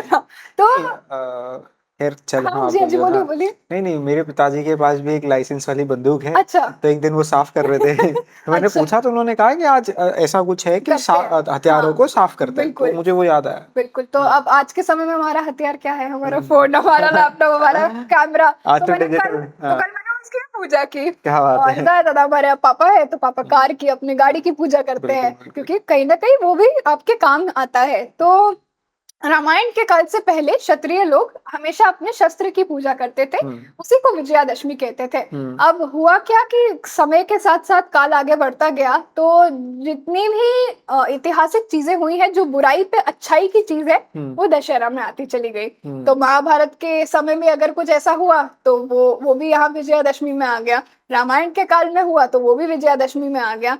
जबकि रामायण में जब श्री राम जी ने रावण को मारा था तो वो ये महीना नहीं चल रहा था। अच्छा। हाँ जी, ये रामायण में स्पष्ट लिखा हुआ है। तो ये कैसे कनेक्ट कर दिया फिर? तो मैंने कहा ना, हाँ। बुराई पर अच्छाई की अच्छा, जीत इसलिए। करते करते उसको कनेक्ट कर दिया गया, जिसमें कोई हानि नहीं है, बिल्कुल अच्छी बात है। आप दशहरा मना रहे हैं, कहीं ना कहीं एक अच्छा मैसेज दे रहे हैं समाज को, तो अच्छा है। बट हाँ, अपना असल इतिहास भी अच्छा, जानना रावण चाहिए। की बात कर रहे हैं तो आजकल कुछ लोग रावण को जलाने से बचते हैं, उसकी पूजा करते हैं, उसको जस्टिफाई करने की कोशिश करते हैं कि कि वो रावण अच्छे सही थे, था, हाँ, गलत नहीं ज्ञानी था। थे। हाँ, ज्ञानी। हाँ, ठीक है, ज्ञानी थे। हाँ, इसका मतलब ये नहीं कि अपराध कम हो जाता है। बिल्कुल। तो आप कैसे देखते हैं इसको? मुझे तो लगता है गलत है, हम्म क्योंकि वही है कि अपना सबका मत है, लेकिन मेरे हिसाब से, मेरे पॉइंट ऑफ व्यू के हिसाब से तो गलत है। क्योंकि पॉइंट कहीं ना ऑफ कहीं व्यू ही पॉइंट जानना ऑफ व्यू चाहते ही हैं। जानना चाहते हैं ना हाँ, तो मुझे लगता है गलत है, हाँ, क्योंकि ज्ञान होते हुए भी कार्य तो आप जो कर रहे हो आखिर में वही सिद्ध होता है। जैसे हमने कर्म की बात की, हम्म, कि ज्ञान कितना भी हो बट आपके कर्म क्या है कर्म ये क्या है? बता देते हैं कि आपका ज्ञान क्या है। तो मुझे लगता है रावण के केस में भी यही था कि जब समय आया और जब वो पूरा प्रसंग जो भी हम पढ़ते आए हैं, तो वहां पे जो चीज गलत है, जो धर्मानुसार नहीं है, तो वो नहीं ही है। तो मेरे मत में तो सही नहीं है, चाहे वो ज्ञानी थे भी, उस बात का सम्मान अलग जगह है, लेकिन कार्य तो गलत किया ना। तो आज के रावणों के लिए कोई मैसेज है? मैंने भी एक रीसेंट, अब जैसे सोशल जी, मीडिया है जी, तो कंटेंट भी ऐसा ही बनता है। बिल्कुल मैंने शायद दशहरा वाले दिन पढ़ा जी, कि आज एक रावण, एक पुतले को जलाने के लिए कई रावण निकलेंगे, हाँ, हाँ, है हाँ, ना, ऐसा हाँ, कुछ था। हाँ, ये लास्ट तो ईयर मैंने पढ़ा हाँ, था तो मतलब वो सर्कुलेट होता है कंटेंट कहीं बिल्कुल। ना कहीं। तो जो आज के रावण हैं, हाँ जो जो हम देखते हैं, जी, जिस तरीके से बलात्कार हो जी, रहे हैं, अपराध हो रहे हैं, बिल्कुल तो आपको लगता है कि इंसान किस, मतलब कलयुग है माना, बट ये जो प्रवृत्ति आ रही है हाँ, कि आज नाबालिगों के साथ भी बलात्कार हो रहे हैं और ये बलात्कार के केसेस बहुत ज्यादा तेजी से बढ़ ज्यादा रहे होता है, हैं, हाँ। क्या कहेंगे इस? तो मुझे लगता है बिल्कुल प्रत्येक व्यक्ति के अंदर एक रावण है, हम्म कहीं ना कहीं किसी ना किसी रूप में है। शायद प्रत्येक व्यक्ति में कोई विकार है, कोई दोष है, तो वो भी गुण ही है हमारे। तो उसको जलाने पे ज्यादा ध्यान होना चाहिए, ना कि पुतला उस जलाने से। पुतला जलाना गलत नहीं है, हम्म त्योहार है, हम्म बिल्कुल मनाइए। हम्म बट क्या उससे पहले आप ये भी देख पा रहे हैं कि आपके अंदर भी एक दुर्योधन बैठा है, हम्म आपके अंदर भी एक रावण बैठा है। महाभारत में एक बहुत अच्छा प्रसंग आता है, जहाँ ये चौसर का खेल चल रहा होता है, जुए का। तो वहाँ बहुत अच्छा एक मैसेज है हम्म, कि कई बार हमें लगता है सिर्फ इतिहास में ही दुर्योधन और रावण है, जबकि प्रत्येक व्यक्ति में भी दुर्योधन वो और वास रावण। करते हैं। अब वो किसी न किसी विकार से है, किसी दोष से है, किसी गुण है, कोई तामसिक गुण है, जो भी नाम आप उसको दे सकते हैं। तो मुझे लगता है कहीं ना कहीं दुर्योधन, रावण, शकुनी, ये जितने भी लोग इतिहास में हुए हैं, हम्म एक इतिहास के साथ साथ होने के साथ साथ कहीं ना कहीं वो आज की विचारधारा भी है, जो प्रत्येक व्यक्ति के मन में भी है। हम्म तो हमें ये समझना चाहिए कि इतिहास की तरह सिर्फ पढ़ के हमें छोड़ नहीं देना चाहिए, अपने जीवन में भी देखना चाहिए कि प्रत्येक व्यक्ति के जीवन में क्या वो विचारधारा, वो दुर्योधन, वो रावण, वो शकुनी, वो कर्ण आज भी विराजमान है या नहीं, और हम किस किस गति से अपने जीवन में आगे बढ़ रहे हैं, ये देखना बहुत जरूरी है। तो उनपे मुझे लगता है इंसान को वो ज्ञान ही खत्म कर सकता है, ज्ञान ही खत्म कर और सकता वो है, गीता से बिल्कुल ज्ञान लेना चाहिए, बिल्कुल जरूरी बिल्कुल हो जाता है। ठीक है, हमारे पास जब लोगों को हमने बताया कि जी, आप पीओवी में आ रही हैं, तो बहुत सारे लोगों के बहुत सारे सवाल आ गए। बिल्कुल। तो पूछ लेते हैं एक-एक जी, करके। तो एक नागेश जी हैं, इन्होंने लिखा है what has been the most unexpected और memorable experience during your college life? College life honestly यार मेरी कॉलेज लाइफ ना उतनी है नहीं। हुँ, तो ऐसा कोई बहुत मेमोरेबल एक्सपीरियंस रहा नहीं क्योंकि और शायद ज़्यादा अभी कंप्लीट भी नहीं हुई है। और कंप्लीट भी नहीं हुआ है ना, हुँ, तो मैं कुछ कह भी नहीं सकती कि हुँ। हाँ, कि ऐसा अभी कुछ तक का हुआ कुछ है। ऐसा कोई अच्छा मोमेंट? ऐसा कोई है नहीं, मैं ज़्यादा दोस्तों में रहती नहीं, ज़्यादा हुँ, मज़ाक-मस्ती में रहती नहीं हूँ हुँ, इन्वॉल्व्ड, अपने काम में ज़्यादा रहती हूँ। तो मेरी कॉलेज लाइफ मैंने उतना एक्सप्लोर किया ही नहीं अभी तक तो। हुँ। करूँ तो शायद हाँ, कुछ मेमोरीज़ आगे ज़रूर पता चल बनेंगे। सकता है, हाँ, आगे बिल्कुल, वेट आगे। करिए कंप्लीट होने का।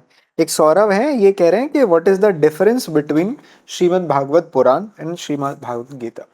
श्रीमद् भागवत पुराण जो है वो भगवान के भक्तों की कथा है और जबकि श्रीमद् भगवत गीता स्वयं भगवान की कथा या उनकी ज्ञान है। व्याख्या हुँ, है ना? तो दोनों में यही अंतर है। तो मतलब जो श्रीमद् भागवत पुराण है, हुँ। उसमें हमें स्टोरीज़ मिलती हैं। स्टोरीज़ कथा कहानियाँ हाँ, मिलती है, कथा कहानी। जबकि यहाँ पूरा ज्ञान की बात है क्योंकि श्लोक से मंत्र से ही हर एक चीज़ जो श्री कृष्ण बता रहे हैं, जो उन्होंने अपने जीवन काल में सीखा और अब जो वो अर्जुन को सिखा रहे हैं, तो हमें वो भगवान की व्याख्या सुनने मिलती है। ठीक है। भाविन है, ये कह रहे हैं कि आपके जीवन में कौन-कौन से लक्ष्य हैं? मेरे जीवन का फिलहाल तो एक ही लक्ष्य है हुँ, कि मैं अपने संस्कृति को अपने इस ज्ञान को जो हमारा सनातन का ज्ञान रहा है इसको आगे लेके जा सकूं और कंटेंट उसका एक जरिया है एक मीडियम है। Medium rare. तो मुझे लगता है अपने प्रोफेशनल लाइफ में एज अ कंटेंट क्रिएटर आगे बढ़ना और अगर उस पर्टिकुलर कंटेंट की बात की जाए तो हाँ कहीं ना कहीं उस संस्कृति को उन ग्रंथों को आगे बढ़ाना जो हम आज पढ़ना सीखना भूल गए हैं। वही लक्ष्य, जी। बहुत शानदार लक्ष्य है आपका, आप ज़रूर कामयाब हों इस चीज़ में। धन्यवाद। आगे हैं, इन्होंने लिखा है कि आपके लाइफ का सबसे बेस्ट और वर्स्ट मोमेंट क्या है? बेस्ट और वर्स्ट मोमेंट मुझे लगता है बेस्ट मोमेंट यही रहा है कि मैंने खुद को एक अवसर दिया इस हुँ, शिफ्ट में आने का, उस अबोध अज्ञानता वाले स्टेट से इस हुँ, स्टेट में आने का और उस अहंकार को खत्म करने का। तो वो सबसे अच्छी चीज रही है और उसकी वजह से ही हर एक चीज है। तो मुझे लगता है वो सबसे अच्छा पार्ट रहा है और वो एक अच्छा पार्ट रहा है तो आज सारी चीजें अच्छी हो रही अच्छी हो रही है। है ना? बुरे की बात की जाए तो मुझे नहीं लगता कि अभी जीवन में ऐसा कुछ बहुत बुरा मैंने देखा है। हुँ, चैलेंजेस हर एक दिन आते हैं, प्रॉब्लम्स हर एक दिन आती हैं, बट कहीं न कहीं उससे फेस करना भी आता है, तो ऐसा कोई बहुत वर्स्ट फेज़ मेरे लाइफ में अभी तक तो नहीं आया और है। जो ऑलमोस्ट था थ्रेड वाला वो हम डिस्कस कर चुके हैं। हाँ, मतलब वो तो एक कुछ दिन छोटा-सा का था, पार्ट, हाँ, छोटा-सा पार्ट जर्नी था। का, हाँ, वो मुझे लगता है वो कल भी था, आज भी रहेगा, आगे आगे भी भी रहेगा। आएगा, तो उससे डील करना अब आ जाना चाहिए। अगला एक सवाल है कि कंटेंट क्रिएटर की जर्नी कब स्टार्ट की? तो ये हम डिस्कस कर चुके हैं। बिल्कुल। आप देख लीजिएगा, आपको जवाब मिल जाएगा। अगला है व्हाट इज़ योर ओपिनियन, ये अच्छा सवाल है। अभी पूरे देश में एक आवाज़ बड़े अच्छे से बुलंद हो रही है, दैट इज़ कि भारत को हिंदू राष्ट्र बनाया जी। जाए। तो ये सवाल यही कहता है what is your opinion on अखंड भारत हिंदू राष्ट्र? हाँ, बिल्कुल। कई महात्मा हैं, कई हुँ, राजनेता हैं हुँ, और कई अलग-अलग व्यवसाय प्रोफेशनल्स के लोग हैं, हुँ, जो ये माँग करते हैं, समय-समय पे करते हुँ, हैं। हुँ। और अब तो फिलहाल एक पुरजोर कोशिश है, जी, हिंदू राष्ट्र बनाया जाए। जी। मेरा सिंपल सा सवाल है, हुँ, क्यों बनाया जाए? हुँ। और आप इस स्टेटमेंट को सपोर्ट करते हैं या नहीं? बिल्कुल, मैं 100% इस स्टेटमेंट से सहमत हूँ, हुँ, बनाना चाहिए और हुँ, कहीं न कहीं मैं उसका हिस्सा भी हूँ। हुँ। मेरे कंटेंट के हिंदू राष्ट्र ज़रिए बनाने के लिए। मेरे हुँ, कंटेंट के ज़रिए मैं उसका हिस्सा हूँ, तो मुझे हुँ, लगता है मैं इस बात से 100% सहमत हूँ और इसलिए भी सहमत हूँ क्योंकि कहीं न कहीं मुझे देख के लगता है कि अभी जो हमारा समाज है और जो जितने भी हम लोग हैं, अभी हमारी आपस में ही एक लड़ाई चल रही हुँ। है ना? कि नहीं तुम जिसको मानते हो वो गलत है, मैं जिसको मानता हूँ वो वो सही सही है, है। ये अच्छा है, वो बुरा है।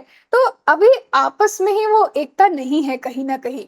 तो मुझे लगता है कि बहुत ज़रूरत है इस बात को हुँ, समझाने की और हुँ, समाज में फैलाने की कि किस तरह आपको इकट्ठा होना होगा, एकत्र होना होगा और नहीं होंगे तो एक समय बाद स्थिति अच्छी नहीं होगी। हुँ। तो इस बात से मैं तो 100% सहमत हूँ। तो क्यों मतलब ये बनने वाली जो बात आती है, जी। मतलब मैं थोड़ा-सा पत्रकार हूँ, तो वो वाली बात पूछ लेता हूँ कि जब भी जो धर्म के बेसिस पे जी, देश बने हैं, जी। उनके हालात आज अच्छे नहीं हैं। हाँ, आप हिंदुस्तान को एक धर्म के बेसिस पे देश बनते हुए देखना चाहते हैं कि सिर्फ़ हिंदुओं का राज हो जी, या सिर्फ़ हिंदू राष्ट्र हो? जी। सिर्फ़ एकजुट होने के लिए पूरे देश को हिंदू राष्ट्र बनाने की ज़रूरत है, क्योंकि हमारा संविधान वो रूल बुक जो जी। हमें चलाती है। जी। जैसे हमारे जीवन के नियमों को चलाती जी। है श्रीमद् भागवत गीता, हम्म। वैसे ही इस देश के अब से 140 करोड़ जनसंख्या को अगर किसी ने नियमों में बांधा हुआ है तो वो है संविधान। जी। और वो कहता है कि हम एक धर्मनिरपेक्ष देश है, हम्म। हम उन चीजों को माने। यहाँ पे हर धर्म हम्म। और हर व्यवसाय, हम्म।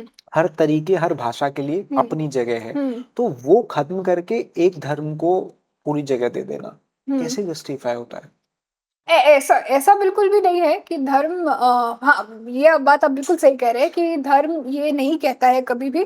पर मुझे लगता है उस धर्म की नींव क्या है और उसकी शिक्षा क्या है ये भी तो बहुत मायने रखता है। बिल्कुल। तो मुझे लगता है उस शिक्षा और नींव के हिसाब से इस बात से मैं सहमत हूँ। मैं ये नहीं कह रही कि सब सहमत होने चाहिए, ये मेरा पॉइंट ऑफ व्यू है कि ऐसा होना चाहिए। बाकी होगा या नहीं होगा वो हमारे हाथ में ही है कहीं ना बट आप कहीं। मिशन का हिस्सा हैं, तो हाँ, आप हाँ, आप कह रही हैं। मैं मिशन का हिस्सा हूँ इसलिए ये बात नहीं कह रही हूँ, बट कहीं ना कहीं अगर शायद मैं ये काम नहीं कर रही होती और अगर मुझ में अगर थोड़ा भी जो नींव और जो शिक्षा की जो बात है अगर उसका थोड़ा भी ज्ञात होता तो शायद मेरा पॉइंट ऑफ व्यू उस टाइम भी यही होता कि हाँ ऐसा होना चाहिए। ऐसा होना चाहिए।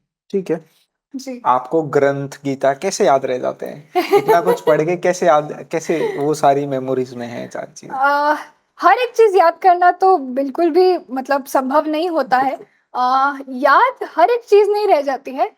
जो उसका शिक्षा है, जो उसका अर्थ है वो याद रह जाता है। बट जब निरंतर स्वाध्याय होता रहता है, जब निरंतर हम किसी चीज को पढ़ते रहते हैं तो वो एक समय बाद आपको याद होने लगती है। कंठस्थ करने में, याद करने समय में लगता है। फर्क है, समय लगता है। बट एक समय होगा शायद कि जब पूरी तरह कंठस्थ हो जाए। तो कंठस्थ मुझे कुछ भी नहीं है कि हाँ आप कुछ भी आप पूछोगे तो शायद वो 100% आता ही हो। बट जब पढ़ते हैं, समझते हैं तो वो समझ में आ जाता है क्योंकि ऑलरेडी पढ़ा हुआ है। बट जब आपने, हमारे लंबा कन्वर्सेशन हो चुका है, उसमें जब आपने बोला ये अध्याय 6 का 7वां श्लोक था, तो लगता है कि इनको कंठस्थ है भाई, बिल्कुल इनको याद है। श्लोक बाय श्लोक याद नहीं है, बट क्योंकि एक तो पढ़ते रहते हैं, निरंतर स्वाध्याय होता है और वीडियोस बनते रहते हैं, तो पूरी तरह से जो पूरी दिनचर्या है उसमें प्रैक्टिस है तो कुछ चीजें याद रह जाती है। अब जरूरी नहीं है कि आप एकदम से पूछ ले कि 13वें अध्याय का ये कौन सा श्लोक है तो मैं बता ही दूं कि हाँ ऐसा ही है, क्योंकि दिमाग है, बहुत सारी चीजें हैं और इतना कुछ याद करना खास करके आज के समय में इतने डिस्ट्रैक्शंस के बीच मुश्किल है। तो जितना कोशिश करती हूँ कि याद रह सके, और वो इसीलिए हो जाता है कि अभ्यास है उस चीज का, इसलिए अब याद रहने लगा है। तो बार बार जब पढ़ते हैं, जब बार बार आप किसी चीज को पढ़ोगे आपको याद हो जाएगा। होने कोई लग जाता मैथ्स का एक फॉर्मूला कितने दिन तक नहीं याद होगा? एक हफ्ता, एक महीना, इससे ज्यादा आपको नींद में भी उठा के कोई पूछ ले तो आप बता देंगे। संस्कार आपको आपका जवाब में, इनका नाम संस्कार है जिन्होंने सवाल पूछा। अगला है Dinesh, where do you see yourself in the next 5 years? इस प्रश्न का आंसर मेरे पास कभी भी नहीं होता, क्योंकि मैं कुछ ऐसा सोच के काम नहीं कर रही कि आज से 5 साल बाद मुझे इस पोजीशन पे पहुंचना है या ये करना है या ये नंबर हिट करना है। पोजीशन की तो रेस भी नहीं है ना शायद। पोजीशन की रेस नहीं है, नंबर की रेस नहीं है, और ना ही कोई एक पर्टिकुलर चीज हासिल करने की रेस है। बस प्रतिदिन अपना काम करना है, मुझे ये पता होता है। आगे मतलब काम क्या करना है मुझे ये पता होता है, उससे होगा क्या ये नहीं पता होता है। जैसा श्री कृष्ण कहते हैं कि कर्म करो, फल क्या होगा वो तुम्हें अपने समय अनुसार मिल जाएगा। तो मेरे जीवन में उसी शिक्षा का पालन हो रहा है। और ऐसा कुछ माइंड मैप नहीं है कि आज से 5 साल बाद यहाँ जाना है, वहां करना है, ये करना है। प्लान्स होना और फिर एक पर्टिकुलर अपने उसको टाइम बाउंडेशन में बांध देना दो अलग चीजें हैं। प्लान है कि ये चीजें करनी है, बट हाँ ऐसा कुछ नहीं है कि मुझे 5 साल में ये अचीव करना है, इस सक्सेस गोल को पहुंचना है, ऐसा कुछ भी नहीं है मेरे माइंड में अभी। चलिए अच्छा है। अभी रिसेंटली मैंने एक व्हाट्सएप स्टेटस देखा, तो वहां पे एक सवाल था। वो सवाल मैं आपके सामने एज इट इज रख रहा हूँ, अब आप जवाब दीजिएगा। सवाल था कि रावण को जो सीता माता का अपहरण था वो करने के लिए रावण उससे विमान से आए थे, ठीक है। और जब वो चुरा के ले गए, तो जब राम सीता को लेने गए, उन्होंने एक ब्रिज बनाया, पुल बनाया, ठीक है। तो उससे पहले जब सीता माँ का स्वयंवर हुआ था, तो रावण को न्योता देने श्रीलंका कैसे और कौन गया था? क्योंकि पुल तो बाद में बना, फिर रावण को न्योता देने कौन गया था? क्या मतलब विवाद से गए हो? हालांकि रामायण के विषय में मेरा स्वाध्याय है नहीं जरा भी, तो मैं इस प्रश्न But का उत्तर दूं। बट इंटरेस्टिंग था, सोचने वाली फनी था। बात हाँ ये हाँ है कि अगर ये सत्य है और अगर वाल्मीकि रामायण में ऐसा कुछ है कि ऐसा कुछ हुआ है, क्योंकि शायद स्वयंवर में बिना निमंत्रण के कोई नहीं आता निमंत्रण था, के कोई भी नहीं आता तो था। रावण हाँ। को पक्का निमंत्रण गया होगा। तो वो देने कौन गया था और कैसे गया था फिर, क्योंकि पुल तो बाद में बना। और इस हनुमान प्रश्न जी को, जैसा कोई वीर भी नहीं था कि उड़ के चला गया होगा, हाँ, वो भी पॉसिबल नहीं था। क्या पता विमान से आए हो। नहीं आए पॉसिबिलिटी। आए तो होंगे, गया कौन होगा अच्छा, निमंत्रण देने? ऐसी हाँ, देते, जनक जी के यहाँ से निमंत्रण गया होगा ना। क्या पता वो विमान से गए हो। शायद विमान होता तो राम। मैं तो अब ऐसा तुक्का ही लगा सकती हूँ, क्योंकि हाँ, मेरा उस विषय में स्वाध्याय है ही नहीं। नहीं तो फन की बात यही है। बट हाँ, हाँ अगर हाँ मजाक की बात ऐसे हाँ। अगर हम वैसे ही लाइटली कर रहे हैं तो सोचने वाली बात है, सोचना पड़ेगा। तो ये था कि मतलब मुझे भी जब मैंने व्हाट्सएप स्टेटस पे देखा, मैंने सवाल में सवाल अच्छा है, पॉइंट अगर है। है सच में तो सवाल अच्छा है ये कि राम हुआ जी को कैसे। जाना पड़ा ब्रिज बना के, तो उससे पहले मतलब कोई साधन नहीं था, एग्जिस्ट नहीं करता तो था। ऐसा भी तो होता था ना कि जरूरी है कि वही निमंत्रण देने गए थे। हालांकि मेरा इस विषय में स्वाध्याय है नहीं, तो मुझे ये भी नहीं पता है कि राम जी मतलब वहां से स्वयं ही कोई गया था, क्योंकि पहले क्या होता था, एक सेवक द्वारा संदेश भेजा जाता था, फिर वो लेटर वहां पहुंचता था, उसको पढ़ते थे, फिर वो अपनी यात्रा तय करते थे। महाभारत में तो कई बार ऐसा ही हुआ है, उनका दूत भेजा जाता हाँ था। हाँ तो हाँ। हो सकता है रामायण के विषय में। इंडिया भारत से श्रीलंका, तो वो समुद्र था ना बीच में, हाँ, समुद्र तो तो था। कैसे गया होगा? हाँ, ये तो होगी यही। कोई टेक्नोलॉजी। मैं सच्ची बताऊं, महाभारत और रामायण मुझे ऐसा लगता है कई ज्यादा एडवांस है जहां आज हम स्टैंड कर रहे हैं, क्योंकि कई प्रसंग ऐसे हैं जो आपको समझने में समय लगता है कि ये हुआ कैसे होगा, और कहीं ना कहीं वहां साइंस बहुत आगे रहा है, बहुत टेक्नोलॉजी आगे रही है। आज के समय में उसके प्रमाण नहीं है हमारे पास, बट जब आप पढ़ते हो ना तो आपको समझ में आता है। महाभारत में भी जब मैं पढ़ रही हूँ तो कई चीजें ऐसी लगती है कि ये कैसे हुआ होगा, तो उसके कुछ कुछ कंक्लूजन्स निकलते हैं कि हाँ ये ऐसे हुआ होगा। और उस टेक्नोलॉजी को देख के बड़ा आश्चर्य होता है कि आज से इतने वर्ष पूर्व ऐसा भी हुआ करता होगा। आप बहुत सही कह रहे हैं। अभी थोड़े टाइम पहले मैंने हमेशा महाभारत को पार्ट पार्ट में देखा था, कभी कुछ देख लिया कभी कुछ देख लिया, तो अभी कुछ समय पहले मेरा मन किया कि मैं उसको पूरा देखूं। जी। मैंने शुरू से मुझे पढ़ना पसंद नहीं हाँ है, जी। तो मुझे देखना पसंद है, जी। तो मैंने पूरा देख डाला जो हाँ अभी लेटेस्ट हाँ बना है। हाँ। तो जब वो मैंने देखा जी। तो मुझे एक चीज समझ आई कि जब पितामह भीष्म और कृष्ण युद्ध के क्षेत्र में सामने आमने सामने होते हैं, जी। तो जब उनका लास्ट का 10 मिनट होता है, तो हम्म। कृष्ण जब क्रोधित हो जाते हैं, हम्म। तो वो उनको समझाते हैं, हम्म। उनको बताते हैं, जब सारे युद्ध को रोक देते हैं, तो वो उनको कहते हैं कि तुमने जो पूरे जीवन में किया, तुमने कुछ किया ही नहीं, तुमने जहां जहां निर्णय तुम्हें लेने चाहिए थे वो तुमने लिए ही नहीं। फिर पितामह जस्टिफाई करते हैं कि मैंने तो प्रतिज्ञा ले ली थी ब्रह्मचर्य की, तो उन्होंने कहा वो तुमने गलत ले ली थी, तुम्हें क्या लगा था कि तुम्हारे ब्रह्मचर्य होने से अब ये सब हुआ ना तुम्हारे सामने, तुम राजा बने होते तो शायद नहीं हुई होती। तो मतलब मैं ऐसा था कि वो जो कन्वर्सेशन होता है वहां पे कृष्ण जी लास्ट 10 मिनट में ये क्लेरिफाई कर देते हैं कि पूरे जीवन पितामह भीष्म का व्यर्थ था, व्यर्थ था। अब मैंने खुद से सोचा कि उस समय धरती पे अगर कोई सबसे शक्तिशाली व्यक्ति था तो वो पितामह भीष्म थे। सबसे ज्ञानी और धर्म को मानने वाला कोई व्यक्ति था युधिष्ठिर के अलावा वो उस दर्जे पे, तो शायद पितामह भीष्म थे। जब पितामह भीष्म इतने बड़े ज्ञानी शक्तिशाली इच्छा मृत्यु का वरदान रखने वाला व्यक्ति, और उसको कृष्ण ये कह रहे हैं कि तुमने अपना जीवन व्यर्थ कर दिया, तुमने कोई निर्णय लिया ही नहीं, तो मुझे ऐसा लगता है कि मैं तो बहुत तुच्छ प्राणी हूँ। मैं कैसे जस्टिफाई करूंगा कि मैं जो कर रहा हूँ वो सही है, क्योंकि मेरी जीवन में कृष्ण नहीं है जो मुझे ये बताएं कि तुमने पूरा जीवन गलत करा भाई, सही करना था। तो मैं कैसे डिसाइड करूं, और मुझे कौन डायरेक्शन देगा, मैं कैसे समझूं कि मैं जो कर रहा हूँ वो सही है या नहीं? इस पे आप क्या सोचते हैं?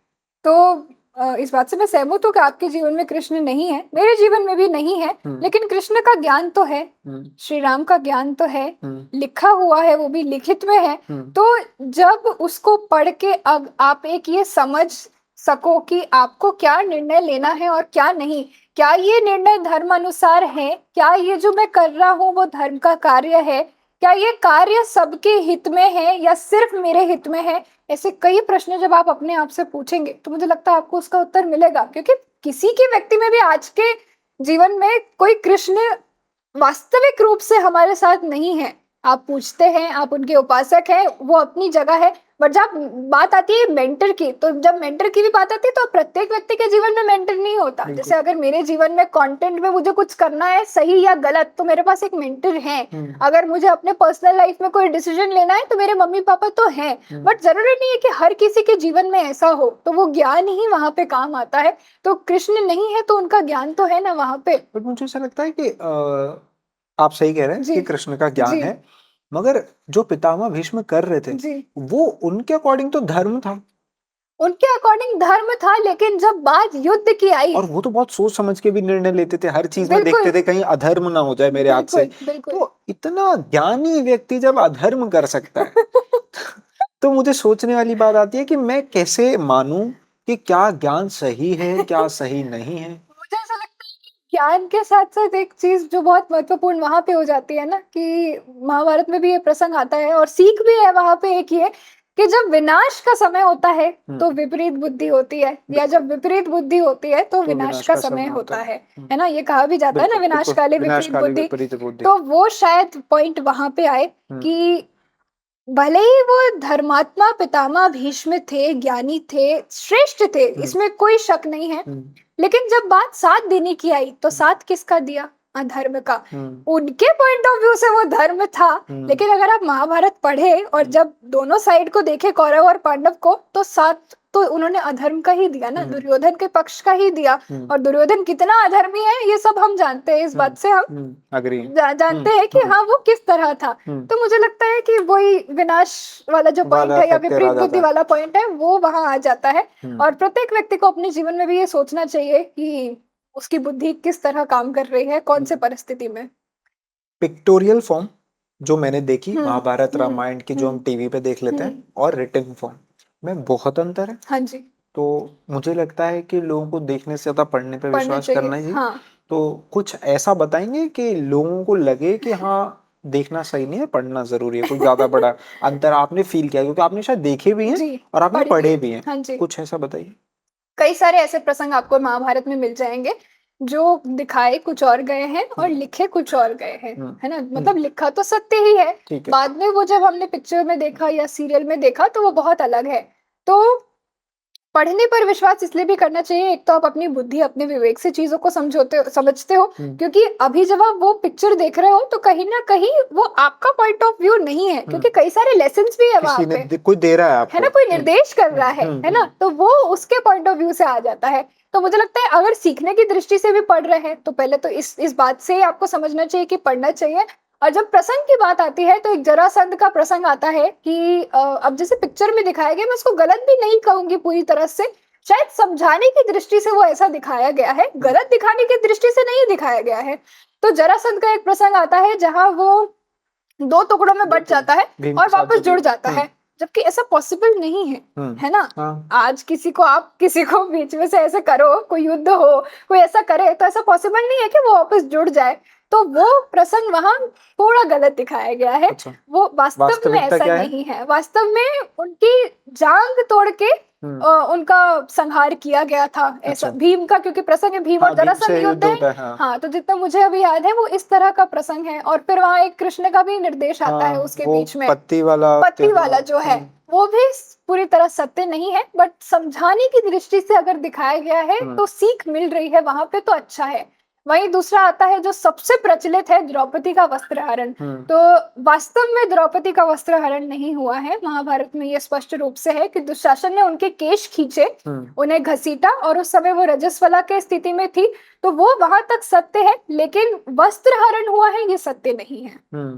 तो ऐसे कुछ और भी प्रसंग है। तो ये जो चीर बढ़ाने वाला जो प्रोसेस है ये भी नहीं हुआ है? ये नहीं, ये काल्पनिक है। ये तो पूरा चीर हरण का प्रोसेस ही मतलब हमने गलत परोसा गया। हाँ, ऐसा है? हाँ, तो मुझे लगता है बहुत भ्रांतियां फैलाई जाती हैं ऐसे। बहुत है बहुत सारे ऐसी चीजें हैं जो कहीं ना कहीं गलत दिखाई गई है। गलत भी उस दृष्टि से नहीं दिखाई गई है, उस पॉइंट ऑफ व्यू से नहीं था कि हमें गलत दिखाना है, शायद समझाने के लिए या कुछ मैसेज देने के लिए शायद उस निर्देशक ने ऐसा कार्य किया हो। बट जब वास्तविक में अगर आप उस चीज को पढ़ रहे हैं ना, तो आपका माइंड ओपन होना चाहिए कि हम इस चीज को, बात को माने जो लिखा है, क्योंकि आप उसको भी नकार देंगे तो फिर तो कोई अर्थ ही नहीं आपके पढ़ने का।